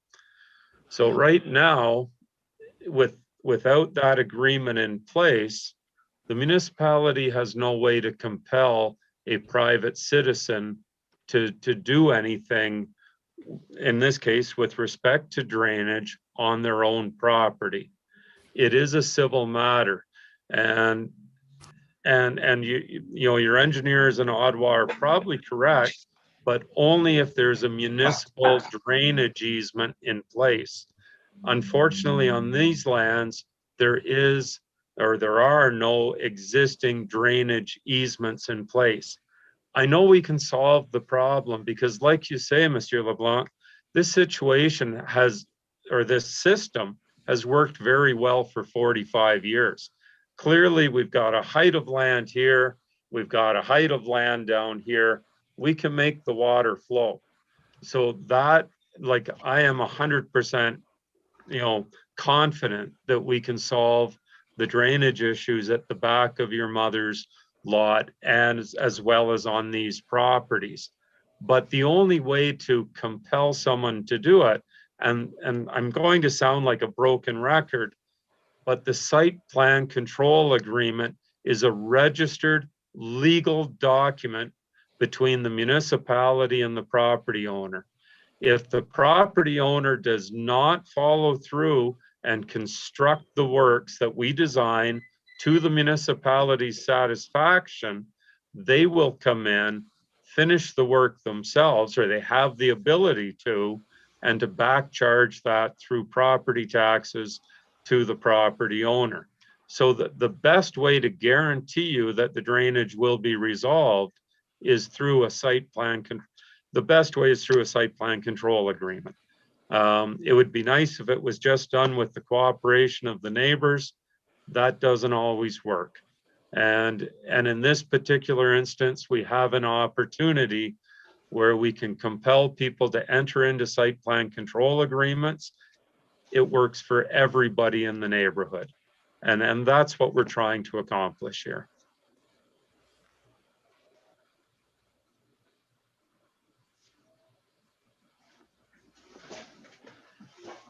Go ahead, Mr. LeBlanc, sorry again. You're on mute, Mr. LeBlanc. Okay, technology. All right. Yeah. Sorry about that. So very quickly, I want to provide other people to provide, with the opportunity to raise their concerns. But I guess on that, I want to make sure perhaps this committee can make sure that the language going forward that the drainage or site plan will really apply to the current property 106, just to make sure that the language is very clear. I'm just worried that if there's that lack of clarity, then we'd be back again to the square one where, a dispute. And for the municipality, it's a lot of, and for us and for everyone, it's kind of a, I want to free up the time and provide very clear. So that's it. Thank you. Thank you, Mr. LeBlanc. Any other comments, Madame Kraft? Yeah, so, sorry, can I speak? Sure. Okay, Tamara Kraft, and it's 10 Villeneuve Court. So I guess I kind of want to reiterate the questions that was skipped over by Stacy. So she had very elegantly and very calmly put together some compelling arguments in our favor, and we kind of just skipped over her. So the sense that I'm getting and really worried about in the long run is, yes, of course, the devaluing of my parents' house. So I want to know, this is very much directed at council. So what is council going to do to ensure that this business in 5 years from now, that is primarily just storage, doesn't transform into something where, we have heavy machinery running up and down the roads? And if you look at Bay Street, for example, where we've had another construction company move in, and within the year, the entire road was torn to shreds.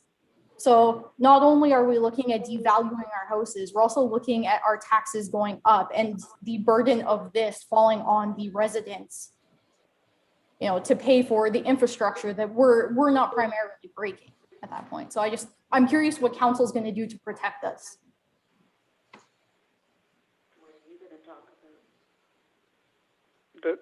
You're muted, sir. Just to clarify, Madame Kraft, that this is a committee meeting, so we're dealing with the zoning, but it's not council. Just to clarify that. So I think. So my apologies. When is the council meeting then? So I feel that this is pertinent, because if this zoning application does go through, then there's a lot that's being taken away from the residents right now that I don't think is fully being taken into account. I think Madam Clerk could answer that question. When is it going to be at council? Thank you, Mr. Chair. If recommended tonight by this committee, then the bylaw would be brought to council on March the 16th for consideration by council at the council table. Okay, so at that point, so if you guys agree to move forward with this, is that when we're going to be able to speak freely and have our concerns heard correctly instead of skipped over? Go ahead, Melanie. No, this is the actual public forum under the Planning Act. This is the opportunity where the comments that are brought tonight will be taken back to council in the recommendation for next week. Council will be made aware that the following concerns were raised at the meeting and by whom? Okay, wait, so we were told we couldn't speak. Okay, it doesn't matter. So I do want it to be put forward that this is you're taking away largely from the residents by doing this. And I will write down that date and maybe listen in if that is available to the public, but I think. And anyone is welcome to submit anything in writing that they would like to have council consider as well. We have already received a number of written submissions, so you're welcome to do that as well. Okay, yeah, so my other question is, do you guys really do believe that a 50-foot barrier of vegetation is enough? I'm going to be honest with you guys, I've jumped further than that on a bicycle before. So that seems very much like we could, very easily have noise come through, and it's very thin shrubbery as it is. So, Mr. Goodrich, you want to tackle that? Well, sure. The engineer that we use to do our drainage works has also done he was a professional engineer with a private firm in Ottawa before moving to the North Bay area. Primarily while he was in Ottawa, he did a number of different noise studies, and we've used him, and he has the expertise in that area. So we've used him on a couple of occasions here in the North Bay district for these same type of concerns with people. So we are able to monitor the noise levels at various times of the day. And then also he's got ways of extrapolating what that would be on this site, which is, admittedly is much closer to your homes. And then he would work with us in developing a way to mitigate that so that it would not increase. The same way, it's basically the same principle that we use for stormwater management. You don't want to increase the issues with the neighbors, whether it's through stormwater or through noise. So then we find a way to best mitigate that, whether it's through planting of additional trees and the type of trees that we use, or whether it's particularly through site design. The rear wall of the building can have additional insulation capacity put into it to provide noise mitigation through the building itself, and then work on perhaps noise barrier walls on either side. It all depends on what the numbers show up as to whether or not it's warranted or not. But until we do the study, we wouldn't know for sure. And that study, though, would be done before the site plan is developed, and then the site plan control agreement is entered into.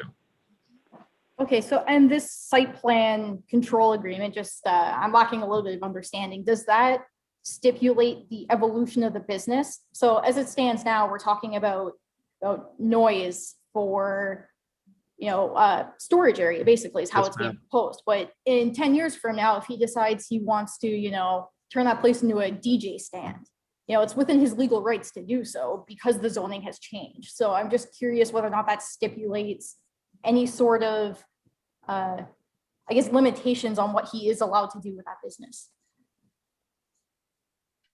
Mr. Chair?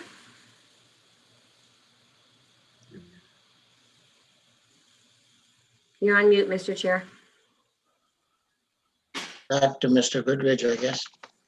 I was actually going to interject there and answer the question. The answer is the site plan control, as indicated earlier, the site plan control agreement runs with the property, not with the owner. So the rules that are set in place for the property today are the rules that live with the property regardless of what goes on the property. Does that answer the question? So essentially what you're saying is if the site plan control goes in as this is a storage building and it's being rezoned for that, it can't evolve into anything that's going to further devalue property. It can't evolve into anything that would be outside of the site plan control agreement. So the site plan control agreement would stipulate where the buildings are and everything, like I had said, so, and buffering and so on. It could evolve into something else insofar as it didn't violate that original agreement. Okay, and so when does at what point does the site plan agreement come into play? Is that something that after the rezoning? Sorry? before anything is built on the property. Okay, and is that a public hearing though? It's sorry, through you, Mr. Chair, it's council will discuss the site plan control agreement at the council table, and all council meetings are public. Okay, perfect. So I guess my question is, will we be properly notified when something like that happens? Because there's a large amount of people that are at stake here along Bay Road, and even along Delorme that weren't really notified. The note was only sent to Villeneuve Court to show up to this today. So is that something that council is going to be a little more forthcoming with moving forward? Anyone wishing to be notified can request in writing to me to be notified, and I will ensure that you are notified of any further developments on this file. And is your email public? Where can I get it is. It's right on the website. Website? Okay. What's your name? Yep. Sorry. It's Melanie Ducharme, mducharme@westnipissing.ca. Perfect. Thank you. So I've got one final question, if I may, and it's Christine Kraft again. So with any of this drainage that's going on, the other side of Villeneuve has already had a cost. Is there going to be any more costs brought on to anyone on Villeneuve Court, Smiley, Delorme, or anywhere? Or is this something Ed Segay is going to take on personally all on his own? The cost of this development will be borne by the owner, by the developer. Yes. Mr. Brent and Monique. Good evening, 124 Bay Street. If this doesn't go through and we don't approve of it, does that mean he's not going to attempt to fix the water issue that we're having now? I don't know if this is the right place for this, but ever since last year, he developed more of that property, cut trees down, extended his parking lot, backfilled, filled. This is when the issue has started for us. Now I have a septic system here that won't drain in the fall because of the water issue that, in my personal opinion, he has already created by doing the land that he's already started to develop and making his parking lot bigger. So having said that, he's done what he's done, and now if we don't approve this, he's not going to fix the water issue? Melanie, you want to take this? Not really, but I will. Well, better you than me. I'm sorry. Primarily, and I know nobody likes to hear it, but water issues between property owners are civil issues. They're not municipal issues, except where there's actually municipal easements registered. So in this case, because we are dealing with an adjacent property, we do have an opportunity to address adjacent property problems. But the answer is yes, if this development weren't to proceed, there's not a great deal that the municipality could do to compel anything to happen with the original situation. Did Mr. Segay not have to have a permit to do what he did already? And unfortunately, there are no permits required. That permit? Unfortunately, there's no permits required for extending parking. There was no construction of any building, so there was no permit required. Okay, so I can drain my water on the neighbor's property and raise my property 20 feet and I don't need a permit for that? Is that what you're saying? We don't have a permitting. We have a lot grading bylaw as it relates to residential development, but we do not have anything, and maybe that's something we need to look at. I don't know, but at the moment, no, there was no permits required for the work that was done. Okay, so can I have one? Just if we'll let Brendan Monique finish, then we'll go to you, Christine. Thank you. I don't understand, but we never had this issue of water in the back before he did what he, before he changed his parking lot. So my concern is there's a ditch in front of our house that run along Bay Street. If I was to backfill that in, how is that not going to cause the same problem? I don't understand how you can say it's civil versus it was fine for 45 years. Mr. LeBlanc's mother has lived in the same property and has never had a water issue until Mr. Sagan has expanded his parking lot. And I don't understand how that is not municipal directing water onto somebody else's property? Perhaps I can address that. There is a whole branch of law that deals with drainage issues.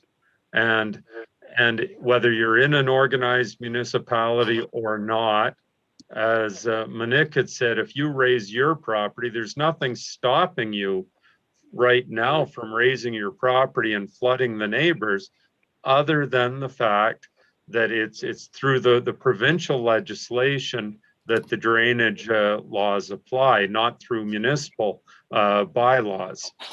So the remedies, unfortunately, other than just cooperation between the neighbors, it's simply that you basically have to sue someone based upon the legislation. Now, in this particular instance, we have a better solution because they're looking to acquire the land to the south. We can now bring that property under site plan control, and under site plan control, then we can address all of the drainage issues in the area. But until there's site plan control agreement in place, there's really nothing compelling the neighbor to do it. But that's like unfortunately, that's like blackmail. Like, if either approve this or we're not going to fix what we already caused the problem. And I'm sorry, I hope I'm not coming across as saying it's blackmail at all. I'm saying it's that way. But I know, but it's an excellent opportunity for us to be able to solve this issue for the entire neighborhood. And then but the only way I can do that is through this system as well. That there's nothing that I can do on my own to solve the issue unless it's through one of these agreements. Don't get us wrong. We're not saying that you're the bad guy.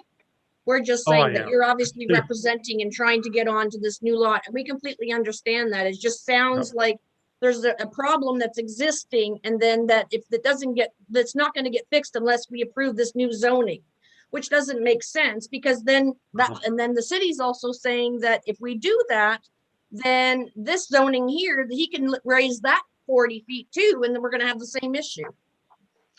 No, once it's under site plan control, that is where there's certain restrictions placed on the future development of the property.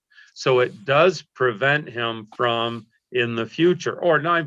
It sounds like I'm being very negative against my client, and I've worked well with the Sagans over the years, and I hope it's not coming across that way.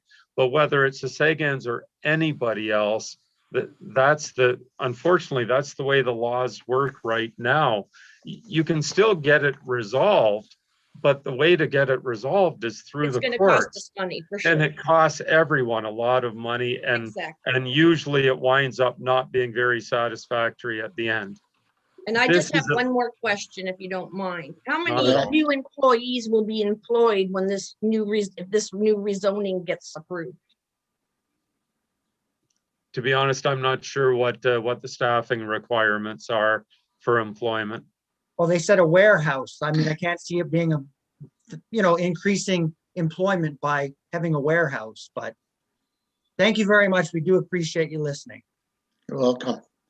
Okay, so can I ask my question now then?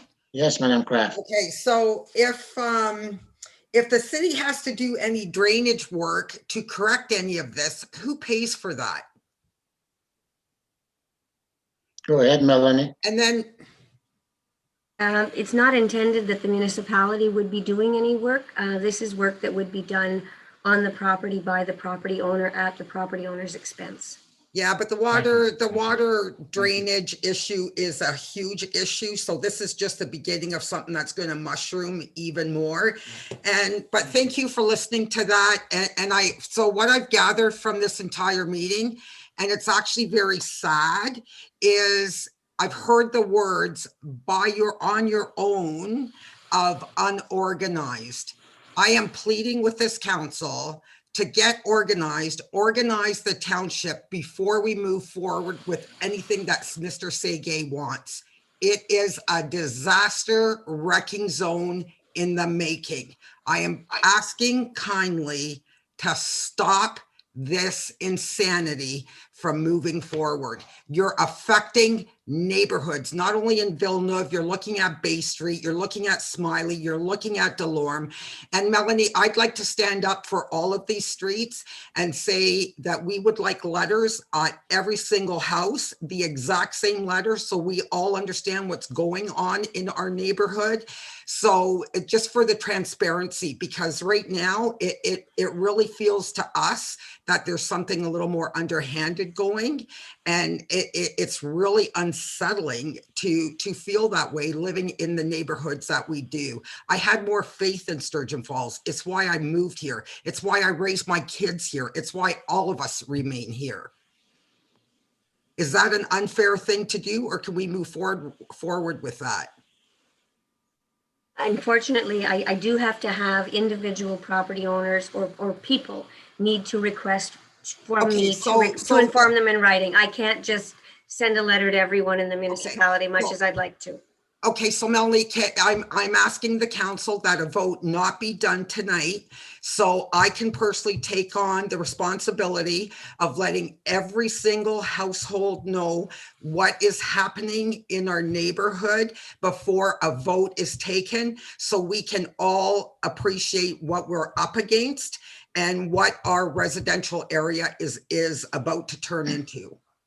I believe I would be, will the council agree to that? Let's hold off on the vote. Let me give me 2 weeks. Let me go to every single house and notify them with every letter that's been sent to Villeneuve, if there's one that's been sent to Delorme, and what Mr. Ed Segay is proposing to do in a residential area in an unorganized township.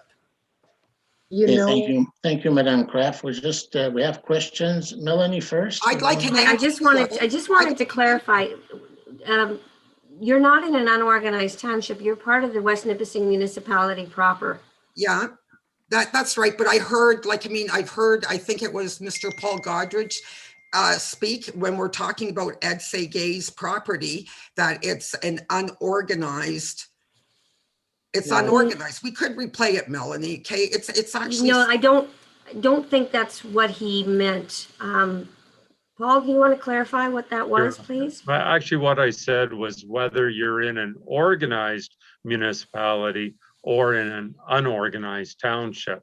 So the provincial laws, what I was saying, apply across the entire province. Okay. That was the reference I was making. And in terms of notification, just a couple of points. First of all, these lands in the official plan for the entire municipality, and that's public knowledge, it's a public document. In the official plan, these lands were designated for what they call employment lands. And employment lands mean either commercial or industrial development. It doesn't mean residential development. The zone is residential, and the master plan also specifies that they're looking to retain the real estate value of Riverside property front. So how do you reconcile both those objectives? Absolutely. Well, through the site plan. You seem to favor one over the other. I'm asking how to reconcile both. Absolutely, through the site plan control agreement process, you mitigate the issues with respect to the one land use on a more sensitive land use. That's how you reconcile it. But right now, under the official plan, that is what the intended use, and it was fully. Well, I challenge that claim. The official plan has multiple objectives. You seem to favor one over the others. I'm asking how to reconcile these objectives. No, I'm not favoring one over the other. I am You simply clearly are. No, I'm not. I am simply recognizing what the official plan designates these lands for, what use the official plan intended for these lands to be used as. The official plan opens up with its objectives. Well, the official plan applies to everything in the municipality. Of course. I'd like to intervene because, You know what? I understand the frustration. Everyone has questions, but there's repetitive comments and requests that are really out of the scope of the planning board. The planning board deals with the land issue. Here's the. Sorry, the master land use plan is out of the scope of this board? So, Mr. Chair, can you ask who is speaking? And they are entitled to ask a question, but it shouldn't be a free-for-all. Like, I'm looking at my screen. But Joanne, you cut me off. Okay. I apologize. But Okay. you cut me off. Brent, Mr. Kraft, I gave you some leeway and you're just exaggerating. You had your opportunity. I got to move to Mr. Fisher now. I think that's undermining due process of this hearing. We were waiting for a question and you didn't answer. So Fisher? I agree with what one of the residents said, because at this point in time, we're a long ways over. There's a lot of things. I didn't realize the flooding extended out as far as it did. And I think there's a lot of consideration, and I'm not comfortable voting right now. In fact, if I voted right now, I would vote against it. So I think we should defer it. Yeah. Thank you. Thank you, Mr. Fisher. Mr. Rebels? Yeah, thank you, Mr. Chair. I think we've heard the same version about 10 times now, so I think it's time to bring, I haven't heard anything new in the last half hour. So I think we've tried to members explain. have Sorry, don't cut me off. Okay, come on, let's be civil. Mr. Kraft, wait your turn. Could I add something? I think we've heard all the public comments. I think the consultant and the municipal staff have tried their best to explain the process, and it just keeps spinning around. So what I'm asking you, Mr. Chair, please call it to a vote. We'll terminate that tonight, and I do not favor a deferral, because we have to make decision on planning issue according to the Planning Act. And I think what I've heard so far does meet the requirement. The proposed site plan agreement will solve those issues. And if somebody doesn't like it, they have a right of appeal. There's a process. The municipal clerk will explain it to them. Thank you. Thank you. Thank you, Mr. Rebels. We have two more that I'm going to answer. Is Pauline, you've been there all night. You can ask, and then SM, you can ask yours, and then we'll vote. We have a question also. Yeah, we have a question also. We are on just okay, the phone, and we haven't had an opportunity to ask Okay, that we'll question. get to you after SM. Karen Roberge. Okay, merci. Okay, Pauline Brown. Wait. 18 of court. I'm just wondering, I'm really worried about the value of our houses, as others have mentioned. I'm just wondering, is this a done deal? And does our opinion matter? Does it matter? Because I don't feel as though we're really being heard. And I think the decision is going to be made without considering what we think, or how we feel. I've lived here for 30 years. This is important. And it shouldn't be discarded. I don't know. We're not dismissing the issue, Madame Pauline. We're just gathering information so that the committee tonight can vote. And that's all we can do. Then it'll go to, we recommend to council, and council will address the issue. But if you have issues to bring forth, now's the time so that we can consider before we vote. And is that, do you have anything else, Madame Pauline? No. Okay, thank you. SM? I was just trying to bring to your attention that there were two people on the phone that have been patiently waiting. And just to reiterate what Pauline said, we're here too for 21 years. It's home, and it's so close to our hearts, and it's so important to ask you to really, really consider how important this is to us. This is not a small matter. Thank you. Thank you for listening. Thank you. We have somebody on the phone.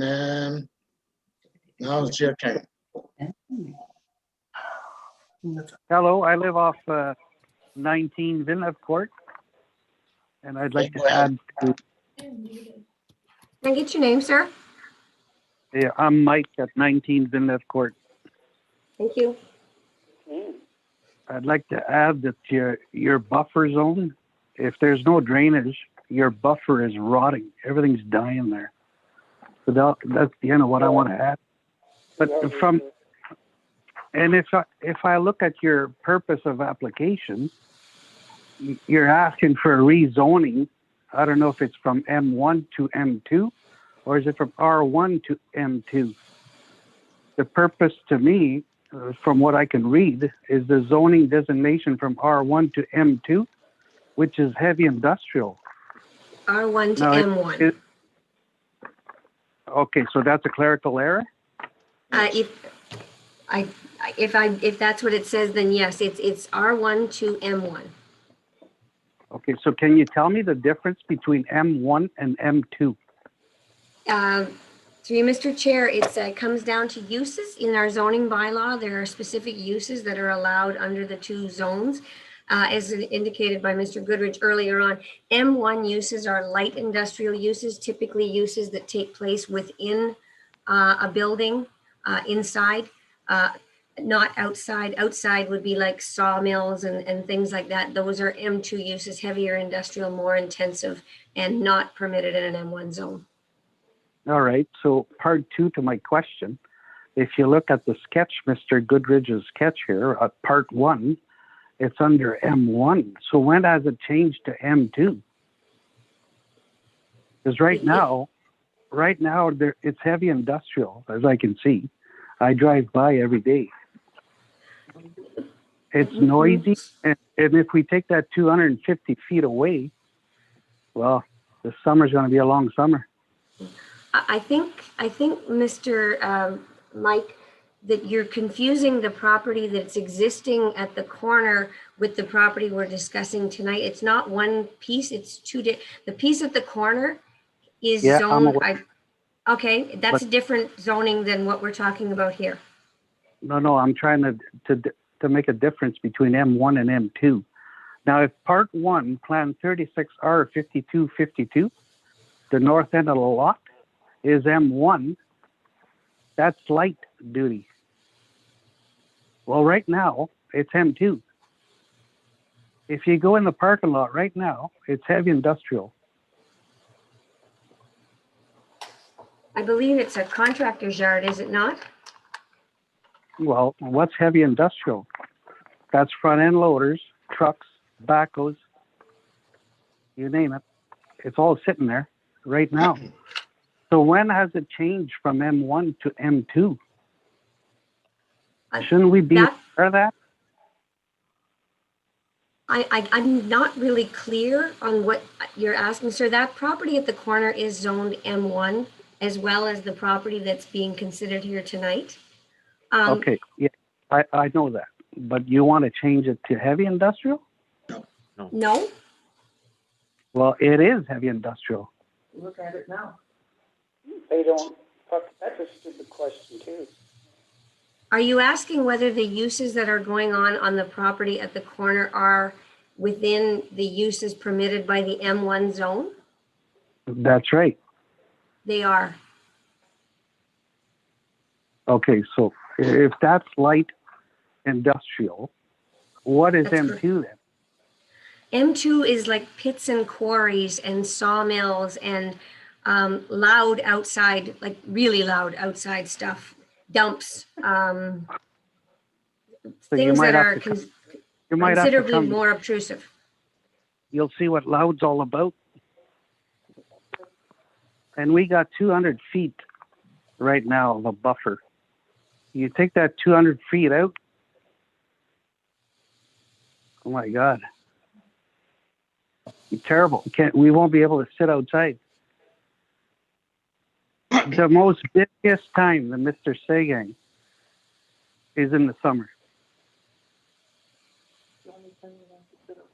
So we'll sit outside and listen to what?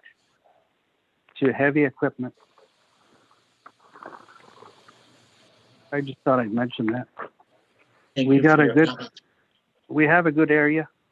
and it's just gonna create a whole lot of havoc. Thank you for the comments, sir.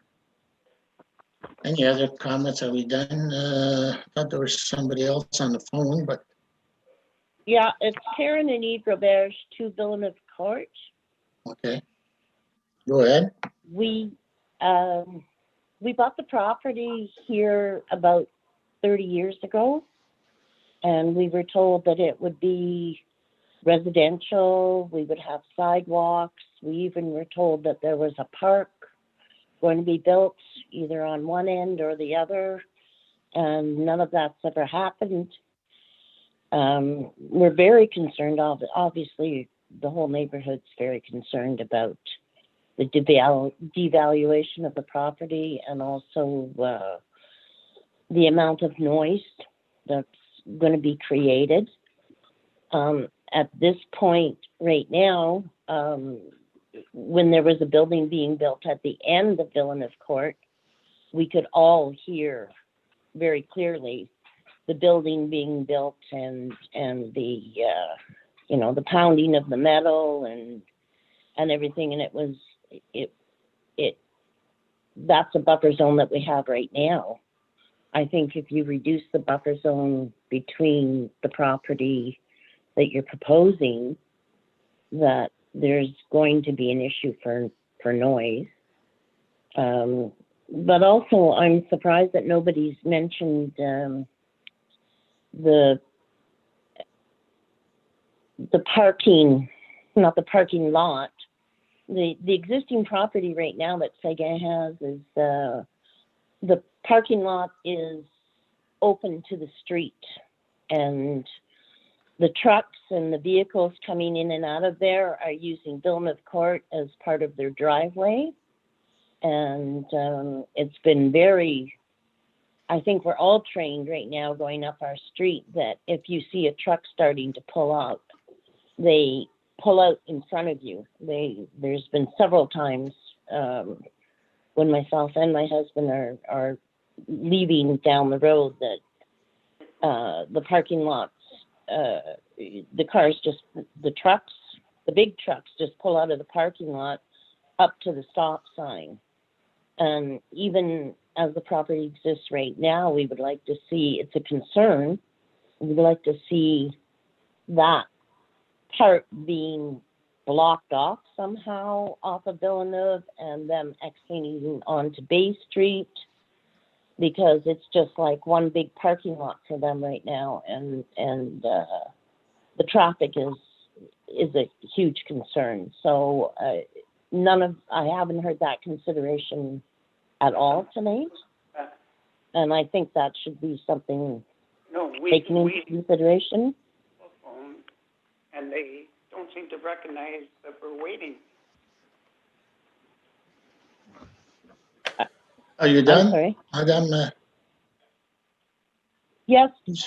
Thank you for your Thank you. comments. Is that it? There's somebody on the line.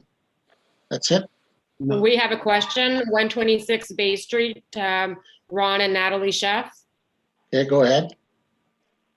If the project doesn't go through, you guys own the property besides Ed Sagan that he wants to purchase.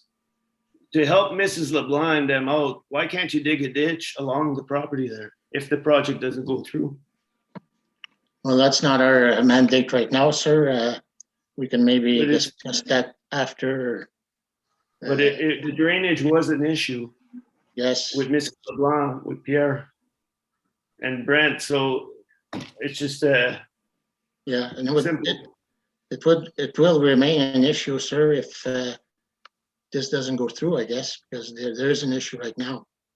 So we're not going to fix that issue tonight unless you agree to a site plan, I guess. But right now we're not discussing the issue of ditches. We're just discussing the issue of drainage and for that property specifically and the abutting properties. But it is about the drainage.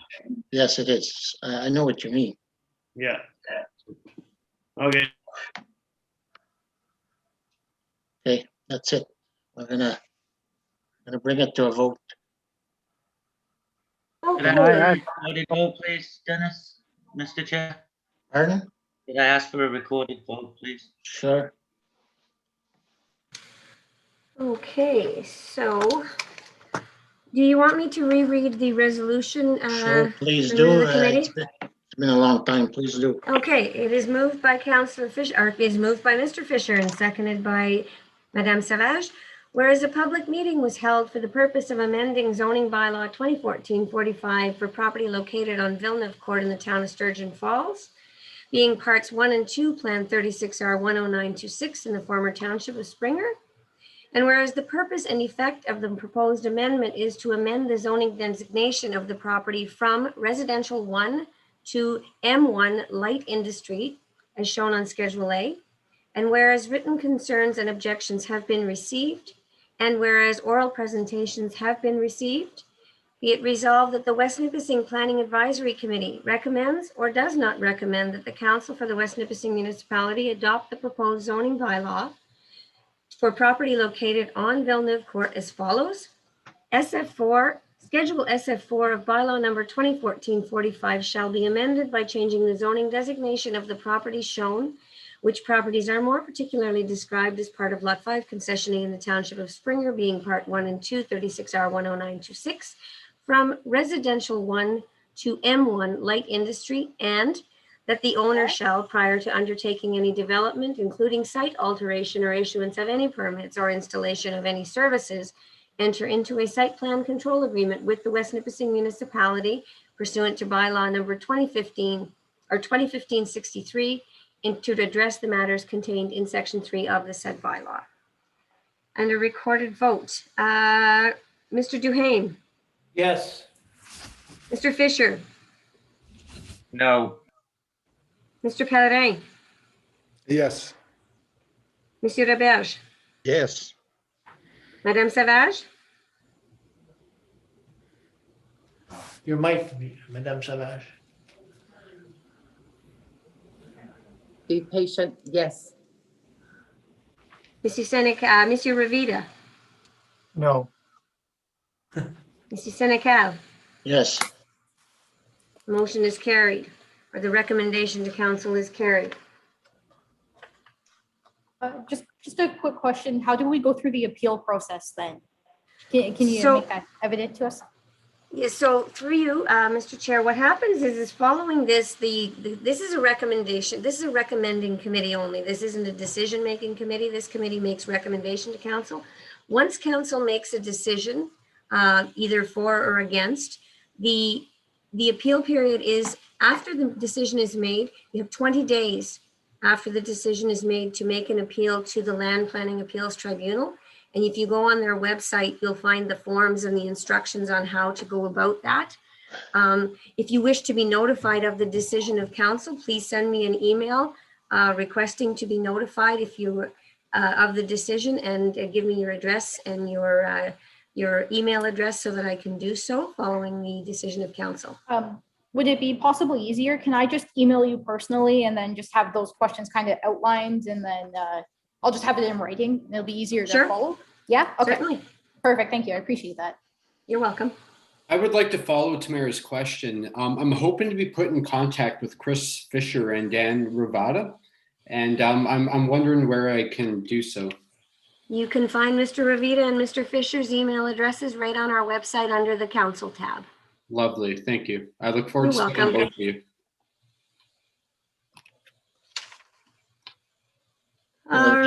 That's it for tonight for us. Oh, I believe, no, Oh, I believe yeah, that her work, the mayor had requested an update. Yeah. Mr. Chair, Yes.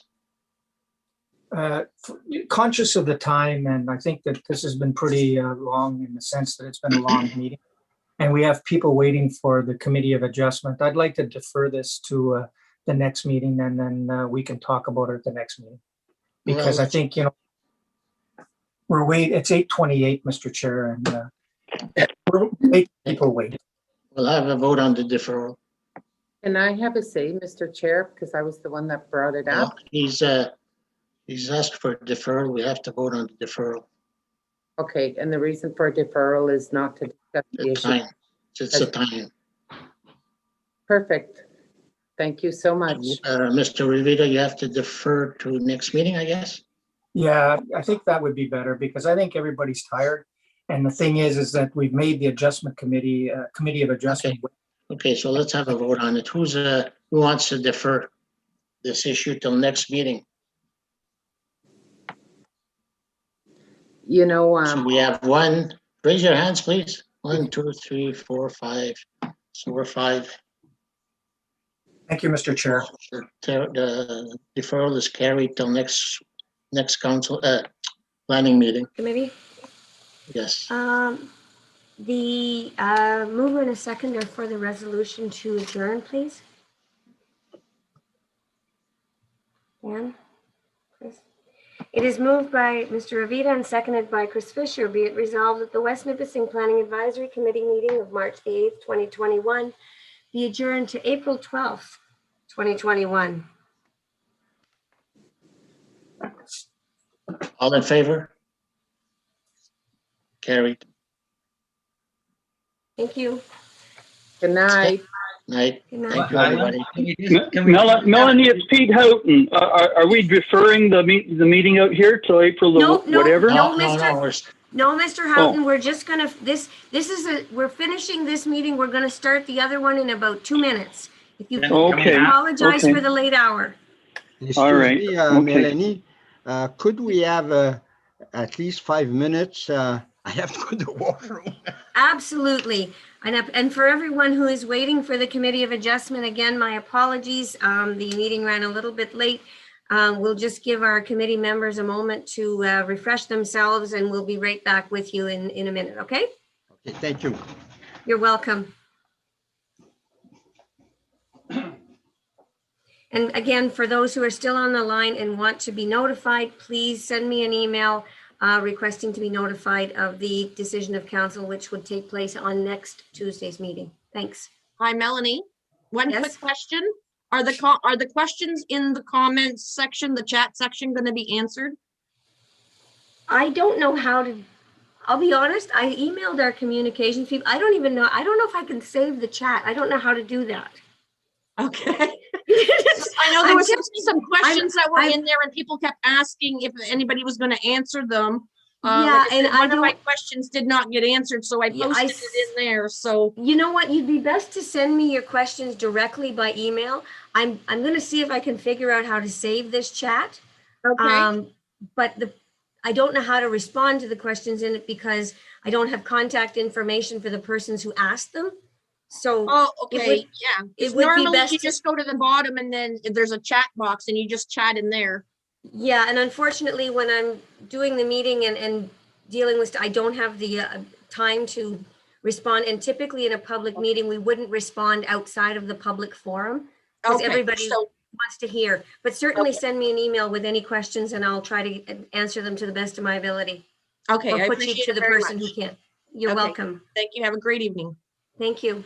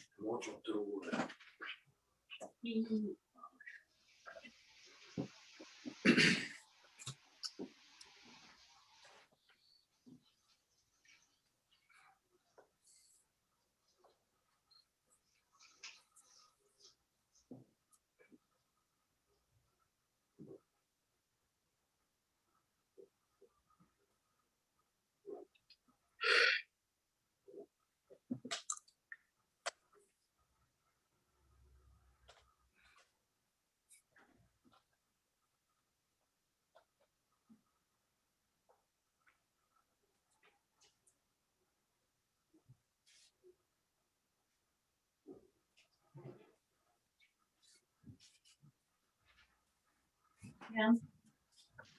I'm gonna show you.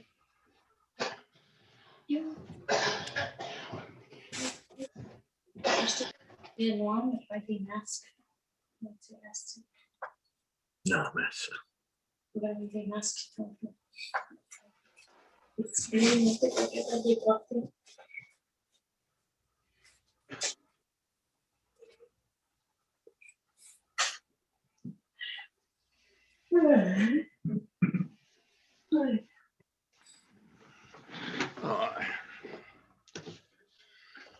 Ah, bonsoir. Back.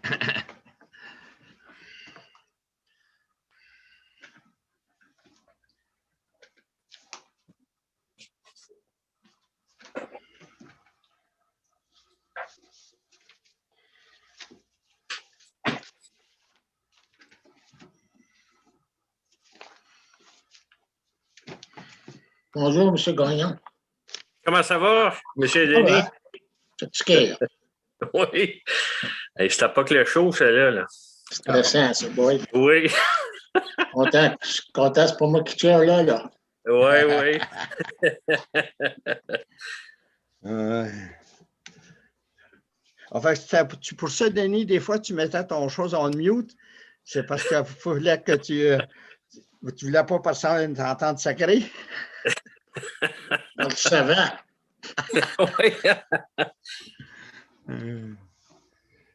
Non, on n'est pas liés, nous autres. Oui. Non, c'est... Je comprends qu'il y a des concerns, mais je pense qu'on pourrait faire d'autres choix. Commence pas à crier après moi, là. Non, inquiète-toi pas. C'est ça. Je peux écouter, mais... Et comme Norm il disait, c'était les mêmes questions qui revenaient. Là. C'était toujours, ouais. Quand même, si tu as... La seule nouvelle que j'ai entendue, c'est le dernier truc qui a parlé pour contrôler l'accès à la rue. Ça faisait du sens. Là, il sort partout. Ça, je trouve que c'est un bon point. Oui. Peut-être bien qu'ils fassent le site plan agreement s'ils peuvent rectifier ça, que tu n'as pas un paquet de trucks qui sortent un côté de l'autre pour un quart de mètre de large. C'est ça, il y a un capable de recreuser un fossé tout le long. Ouais.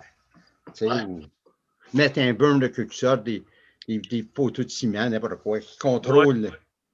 Ça vraiment, c'est une des seules que j'ai entendues une fois, puis t'es bonne. Moi, oui. Toi aussi, ça t'a réalisé? Oui, oui, je suis d'accord avec toi.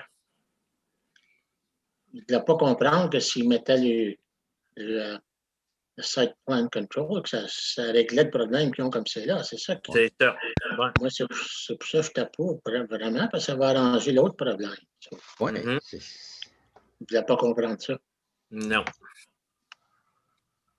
Puis il n'y a rien qu'on peut faire légalement en dessous du drainage act parce que c'est. Non, ça ne pense pas, tout. C'est une juridiction provinciale, pas municipale, dans des situations qui sont dedans comme c'est là. Et le seul affaire qu'on pourra faire, c'est faire un municipal drain. Puis là, tout le monde sur Bay Road vont payer, puis c'est pas ça qu'ils veulent. C'est ça. Ça est en cours comme c'est là, c'est tout ça. Là, ça commence à revenir. On est 1, 2, 3. Il nous en manque encore. Il nous en manque-tu, là? Oui, hein? Il y a monsieur... Fern. Ouais, Fern, puis monsieur Fisher, il n'est pas là-dessus. Ouais, il est là, lui, là. Ah, moi, je ne le vois pas. Je ne sais pas comment ça, je ne vois pas tout le monde. Quand c'est, moi, le yellow shirt. Là, je vois Fern. T'es en bas, là, non? Ah, là, non, ici, Chris.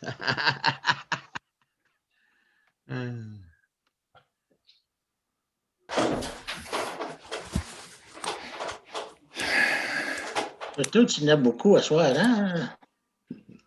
Ouais, non, on va essayer de... Fait que là, on est-tu prêt à commencer? Je vais attendre pour Mélanie, es-tu là? Ah, elle est là. Il me semblait que je l'ai vu tout à l'heure. Ouais, elle est là. Ah oui, elle est là. OK. So I think everybody's there. Hey, Don. Tout le monde est là, hein? Ouais. OK. I'll call the meeting to order. Hold on, Mr. And is there any declaration of pecuniary interest? Hearing none, we'll go on to item 3, approval of agenda. Do you have a motion on the table, Madame Mélanie? I need a mover and a seconder, Mr. Chair. Chris? Okay. Monsieur Roger Gagnon, moved by Roger, second by Denis. It is moved by Roger Gagnon and seconded by Denise Senecal. Be it resolved that the agenda for the West Nipissing Committee of Adjustment meeting on March the 8th, 2021 be adopted as presented. Everybody in favor? Yeah. Carried. Now we'll go item 4, adoption of minutes. Could I have a mover and seconder? Moved by Sure. Denis.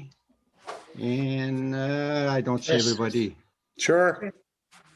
It is moved by Denise Senecal and seconded by Chris Fisher. Be it resolved that the minutes of the West Nipissing Committee of Adjustment meeting held on January the 18th, 2021 be adopted as presented. Okay, I hope everybody has the opportunity to review the minutes. Is there any changes or amendment? No correction? Okay, I'll call it to a vote. Everybody in favor as circulated? Carried. Now, okay, before we go start the process, I'll do a bit of explanation to if there's any public listening. This is qualified as a quasi-judicial body. Therefore, the decision we make can only be appealed at the provincial level at the Superior Court, or they call this a special tribunal. Anybody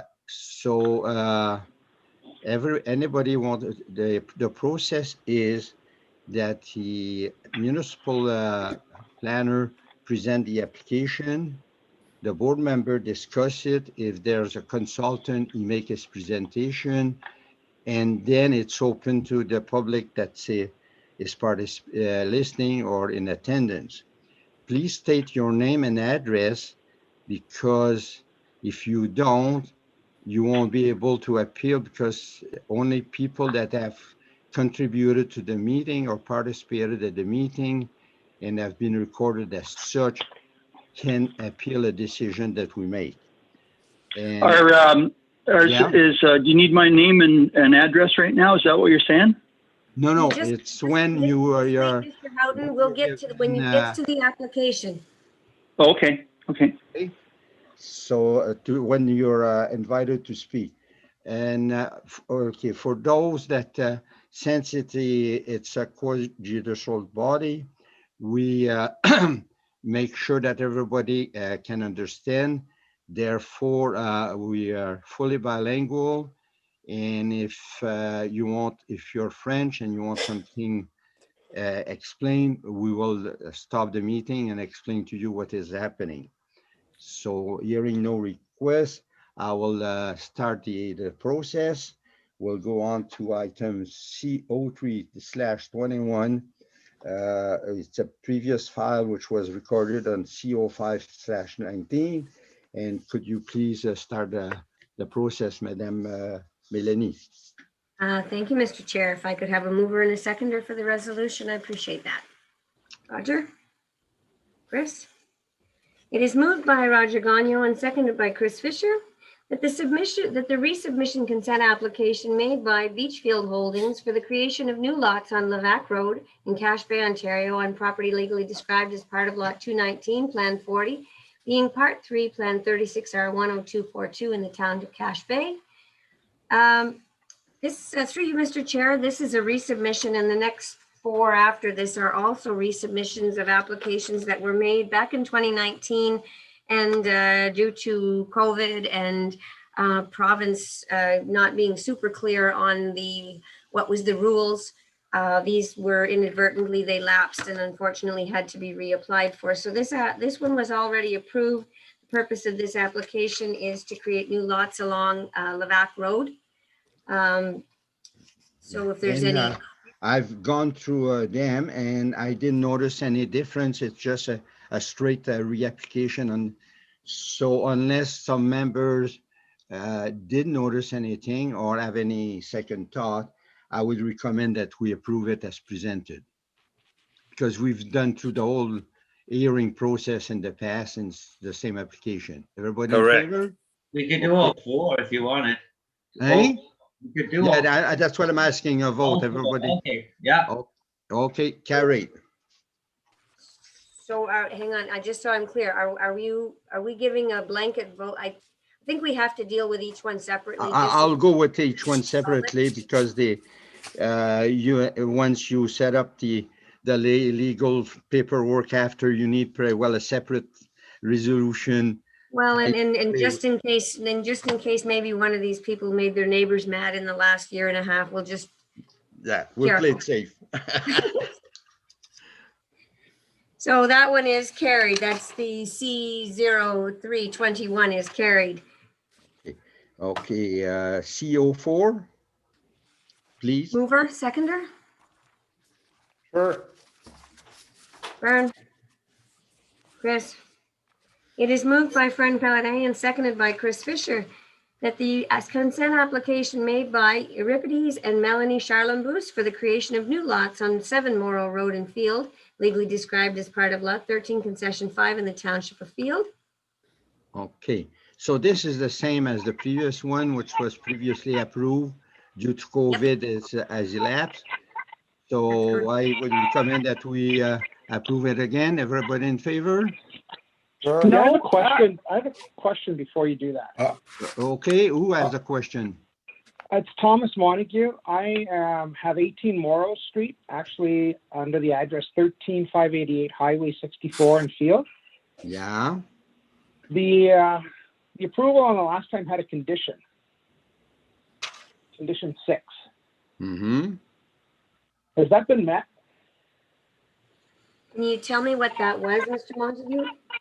That the elevation of the property determined prior to completion of the severance to determine if conditions of hazardous lands can be developed. No, this is a process that happens after approval, before it's registered in the land titles office.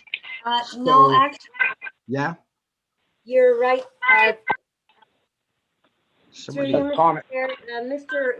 Montague is correct. I see there was a handwritten amendment made at the meeting in August of 2019, which I neglected to include. There was a recommendation that someone needs to put their phone on mute. There's a phone interfering there. There was a handwritten, the committee, there was a recommendation that was included, and Mr. Montague is correct, that the elevation of the property be determined prior to completing the severance to determine if the conditions of the hazard land can be developed. That was included at the meeting. I see that. So yeah, it's going to be included again. Yeah. So yes, I will. That will be included, and thank you for bringing that to my attention, Mr. Montague. Lynn Prezo, 12 Moreau. Sorry, your name, ma'am? Lynn Prezo à 12 Moreau. Okay. I'm also in the group. Oui. Mm-hmm. And I agree with Monty.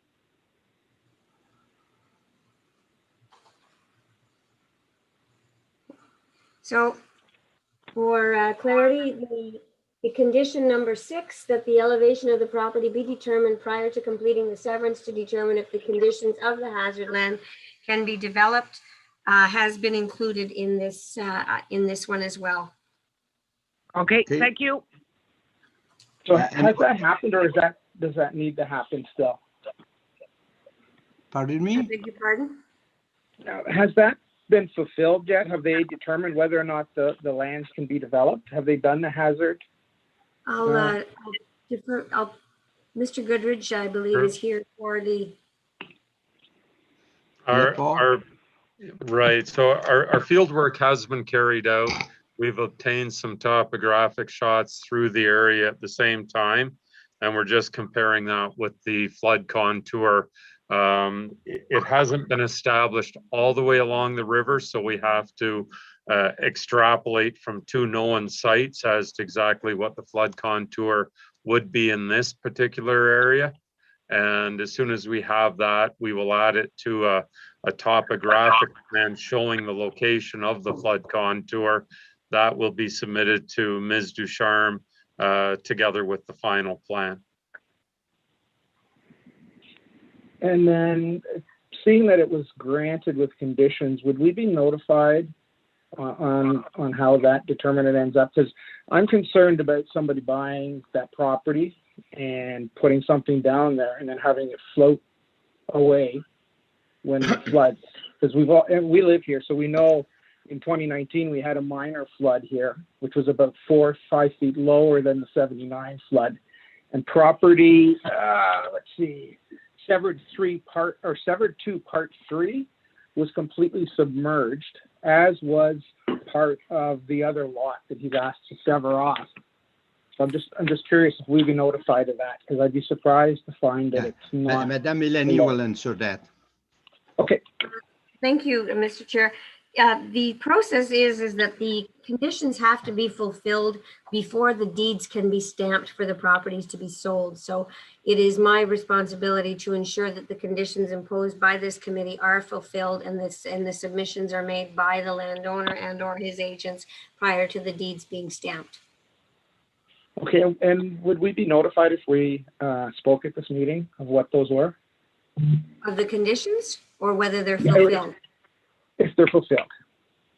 Typically, that's not the process because that's a Planning Act process. You can request to be notified of this decision, but typically the fulfillment of the conditions falls within the purview of the approval authority, not the neighbors. Okay, yeah, and I'm just wondering because if but it won't be approved unless the conditions can be fulfilled, and they have 1 year to do those. Okay, and we're going to give them another year because of the delay for COVID. Well, they had to reapply so that the clock starts again. It starts again. Oh, okay. Melanie. Yes, oui. Madame Brazo. Brazo. Pardon. Who's the gentleman? I don't have enough of the map part of it. Who's the gentleman speaking for us also? Most people know me as Monty. We have Ivan Langervate's property. I'm married to his daughter. Oh, Monty! Hi. Yeah. Oh, you're my neighbor. Yeah, I go. So what do you mean you part 7? No, I was talking about the part that they were doing, but yeah. It's just I go by Monty. You said park. I'm looking at that, and I was looking at for part P-A-R-T. Yeah, okay. No, I was talking about Severed 2 Part 3, which is the lower part of it. We're all okay now? We're good, Monty. Thanks. Okay, we're all okay now? Okay. We're good, thank you. We would like to know about the flood zone. We all know it's not the appropriate spot to develop for any structure.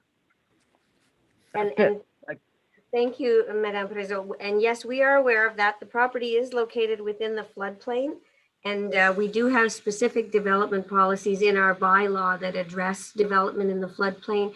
As well, the chief building official has very strict rules that would have to be followed in the event that anyone would apply to build anything in this area in terms of engineering for flood proofing and whatnot. So there are additional steps above and beyond getting the land approved for severance hoops that have to be jumped through before anything could be done on the land beyond just having it. Yes, and absolutely correct. I get it. You need to have the proper, you're going to justify something like this, and you're not going to justify something elsewhere. You have to be aware of what your conditions are when the drainage is properly done and Mother Nature kicking in with erosion and everything else. We never know what's going to happen. It's it's simple math. Mm-hmm. Okay. So anyway, well, we've taken, we're aware of your concern, and it will be addressed in due time. So any other concern or comments? Hearing none, I will call it to a vote with the added item that was brought to the attention of Madame Ducharme. Everybody in favor? Okay, carried. Next item would be CO5. Thank you, Mr. Chair. And just in case, this one here, I did include an additional, the previous submission on this one had indicated that that there would be a section 75 agreement between the landowners. However, given the comments made by the Agricultural Advisory Committee last week with respect to this resubmission, and also information that I'm aware of concerning the municipal drains on this property, I've changed the recommendation in number 6 to require the owner to prepare a report under section 76(1), which would reapportion the drainage assessments for the Rainville drain amongst the landowners, taking into account the additional parcel fabric as a result of these severances. Thank you very much. So I need a mover and a seconder. member understood that comment. Okay, so this is also a reapplication of existing one. The only change is that it has been explained by Madame Ducharme that the Agricultural Committee had wanted the issue of the municipal drain addressed a bit under a different section of the Drainage Act. And that's what this is complying to tonight. I don't, Mr. Goodrich, are you representing that applicant? We are. And, I think you were part of that meeting the other day too, eh? So That's you're correct. all aware of what was modified. Okay, so hearing no comment, I don't hear anything from the public. I'll call it to a vote. Everybody in favor as with the modified section 6? Okay, carried. Now we'll go on to the next item on C6 on Mr. Stewart. Can I get a mover and a seconder, please? Yes, Dennis. It is moved by Chris Fisher and seconded by Denise Senecal that the consent application made by David Stewart for the creation of a right-of-way and a lot addition on property located at 736B Coursol Road in Sturgeon Falls, legally described as part of Lot 2, Concession 1 in the Township of Springer. Through you, Mr. Chair, this is a resubmission. What was being requested here is Mr. Stewart owns the property, the duplex that fronts on Coursol Road. He also owns the property in a different ownership. The property behind it. What is being proposed here is to add a portion of the property in the back lot to this property such that he can build a garage on this property, and further to split the driveway so that the part of the side yard is added to this property as well, and a right-of-way is being retained over it to the back portion. So that, and I guess that is so you can still have access to the back lot and put some development there later on if he so wants. That's correct. And if my recollection is right, this right-of-way will be fairly well in line with Ethel Street, right? Almost directly in front of it. Yeah. Yeah. It's already there. The entrance is there. Yeah. Yeah. So any question or comments from the members? Any question or comments from the public? Hearing none, I'll call it to a vote. Everybody in favor as presented? Carried. And we'll go on to C10, Goodall Lumber. Mover and a seconder, please. Sure. Roger? Sure, Mel. Sorry, Fern. You're tiny. I can't see you. You need to zoom yourself in so I can see more of you. You can see your hand. Oh, yeah. It's moved by Roger Gagnon and seconded by Fern Connery that a consent application made by Goulard Lumber 1962 Limited for the creation of a new lot at 175 Goulard Road in Sturgeon Falls, legally described as part of lots 1 and 2 in concession 2 in the Township of Springer. Through you, Mr. Chair, this is a straight resubmission of the application which was brought in 2019. What's being proposed is to separate the portion of the property which essentially faces Goulard Road away from the west of the west side, yeah.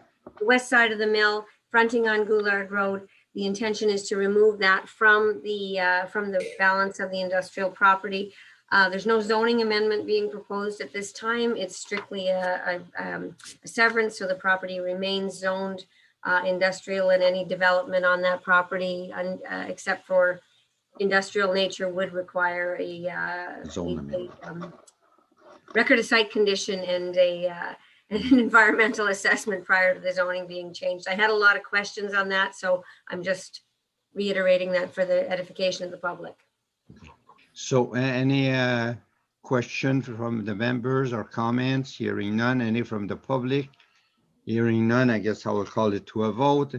Everybody in favor as presented? Okay, carried. Thank you. And now we'll go on then. Yeah, second part. Get on to the new stuff. Okay, the CO7, Arabelle Arabi. Mover and a seconder, please. Chris, Roger.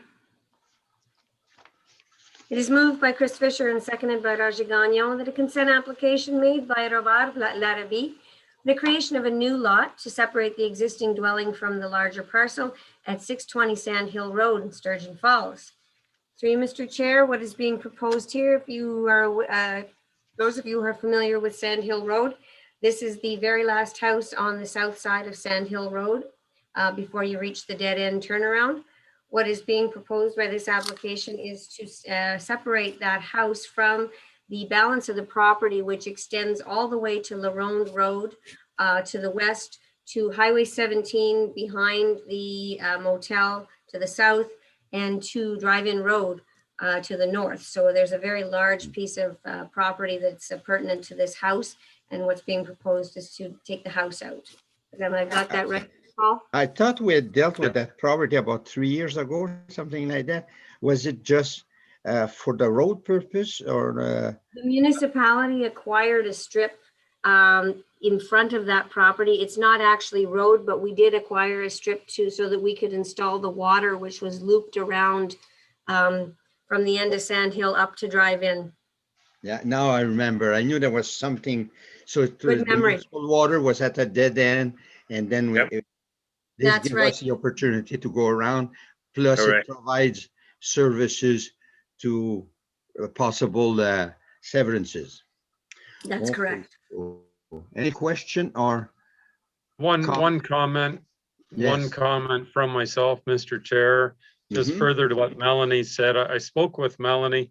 Robert would like your indulgence. It hasn't changed the circulation to the neighbors, but he would like to widen the width of the severed lot so that it doesn't include just the house, but basically extends over to LaRonde. If I can, I'll put it up here on the screen. So this line would extend all the way over to here, and basically we would just take this north portion up to that strip that the municipality obtained. All of these neighbors would have been notified no matter what. They're all abutting or within the 120 or 60 meters. So it is quite a bit larger than what was presented. So I'm sort of asking your indulgence whether this red line amendment at the last minute would be permissible, or if you feel more comfortable deferring I'll it. tell you, Paul, I think it exceeds the regular red line amendment. We're going 5 times bigger than the original application. Only about 3.5. 3.5, okay. Yeah. Well, on my screen here, it was hard to measure. No. I like to accommodate people when they make a presentation that makes sense. The only thing, and I guess we could pass that in by Melanie, would be if he wants a deferral to the next meeting and circulate an amended version and do it on the same application. But to modify that application to that extent, I don't think it's a minor, it wouldn't meet a minor variance evaluation, but it's a major undertaking. What do you think? Through you, Mr. Chair, I concur, and I told Paul that I said you're certainly welcome to. Also, we've come to the same conclusion. I said, but I said I didn't feel comfortable, making such an extensive change on the fly without recirculating the neighborhood. And what about my suggestion just to defer it to next meeting? And there might be a recirculation fee there, but I guess it would not be a full application fee. I'll probably, I can just recirculate it. It's not a whole lot more work. Okay. But it would be an amended notice of consent. An amended. And then that would put me at ease, and I could sleep tonight that we've not, it's not a regular red line. No problem. And that's why I brought up about the deferral myself. Yes. So what about the members? Do they concur with my suggestion? I have a question. Yes, have a Roger. question, Norm. Mm-hmm. If you do allow for that line to go all the way down to La Ronde, doesn't it open the idea that he can just sever off and make 5 new lots later on? Yeah, but it's a service strip of land. Municipal water goes right through. That's why you transfer a strip of land to the municipality. It has not been developed into a gravel street yet. Okay. But the municipality has already installed the water main through it. Yes, that I'm aware. The Sand Hill Road was a dead end, and that complicates the water quality. And ministry prefer what they call a loop system. Yes. They extended that all the way around La Ronde and back to. So that's why that was the. So if he does in the future want to split it in 4 lots, he's welcome to do it, because the service, and I guess the municipality will charge him so much frontage for the lot, whatever it is. That is their department, but it's going to be a service lot. Okay, you answered my question. The road would have to be built. Yeah, and you have to build the road and before everything. the severance goes through, right? Mm-hmm. Absolutely. Right. Thank you. Oui, Monsieur Sénégal. You're please. Please put the volume, Dennis. My only concern, Mr. Chair, is that if we extend it that much, we're just going to create a precedence, and I'm scared it could come back to haunt us. So I would agree to leave it there and redo it. You mean do a second application? Well, whatever it needs, but not extend it tonight. I mean, I wouldn't want to create a precedence. Oh, no, I'm not extending it tonight, but I was suggesting that it. No. Okay. What I was suggesting is to defer it, and that it should be recirculated so all the neighbors know what he's proposing. I agree with you, Mr. Chair. So do you think what I'm saying makes sense to you? Yes, I agree with you. Okay, thank you. So any other question or comments? No, same here, Mr. Labelle. I agree with you. Yes, Fern? Yeah, no, just same here. I agree with you. Okay, so it appears it's a consensus. Everybody agree. So we'll defer it to the next meeting. It's going to be what, April the 12th or something like that? Yeah. Yep. Okay, we all agree? Carried as such. Next one. CO821. Mover and a seconder, please. Me? Sure. Chris? It is moved by Denise Senecal and seconded by Chris Fisher that a consent application made by Paul Fox for the creation of a new lot at 222 Plant Road in La Vigne. Through you, Mr. Chair, the request being made here is to create a new lot on Plant Road. The lot being proposed meets all of the requirements of the zoning bylaw in terms of frontage and in terms of lot area. The municipal road goes by. There's a condition included that any portion of that municipal road be conveyed to the municipality, which is standard practice. Other than that, that's all there is. So, didn't we approve one last year that was a bit Yes. controversial, but it was on the opposite side of the road, I believe, or? Well, we did have there was a severance approved at this property a couple or 3 years ago, maybe even 5 now, for one lot. This is a second lot, but I don't recall this being controversial.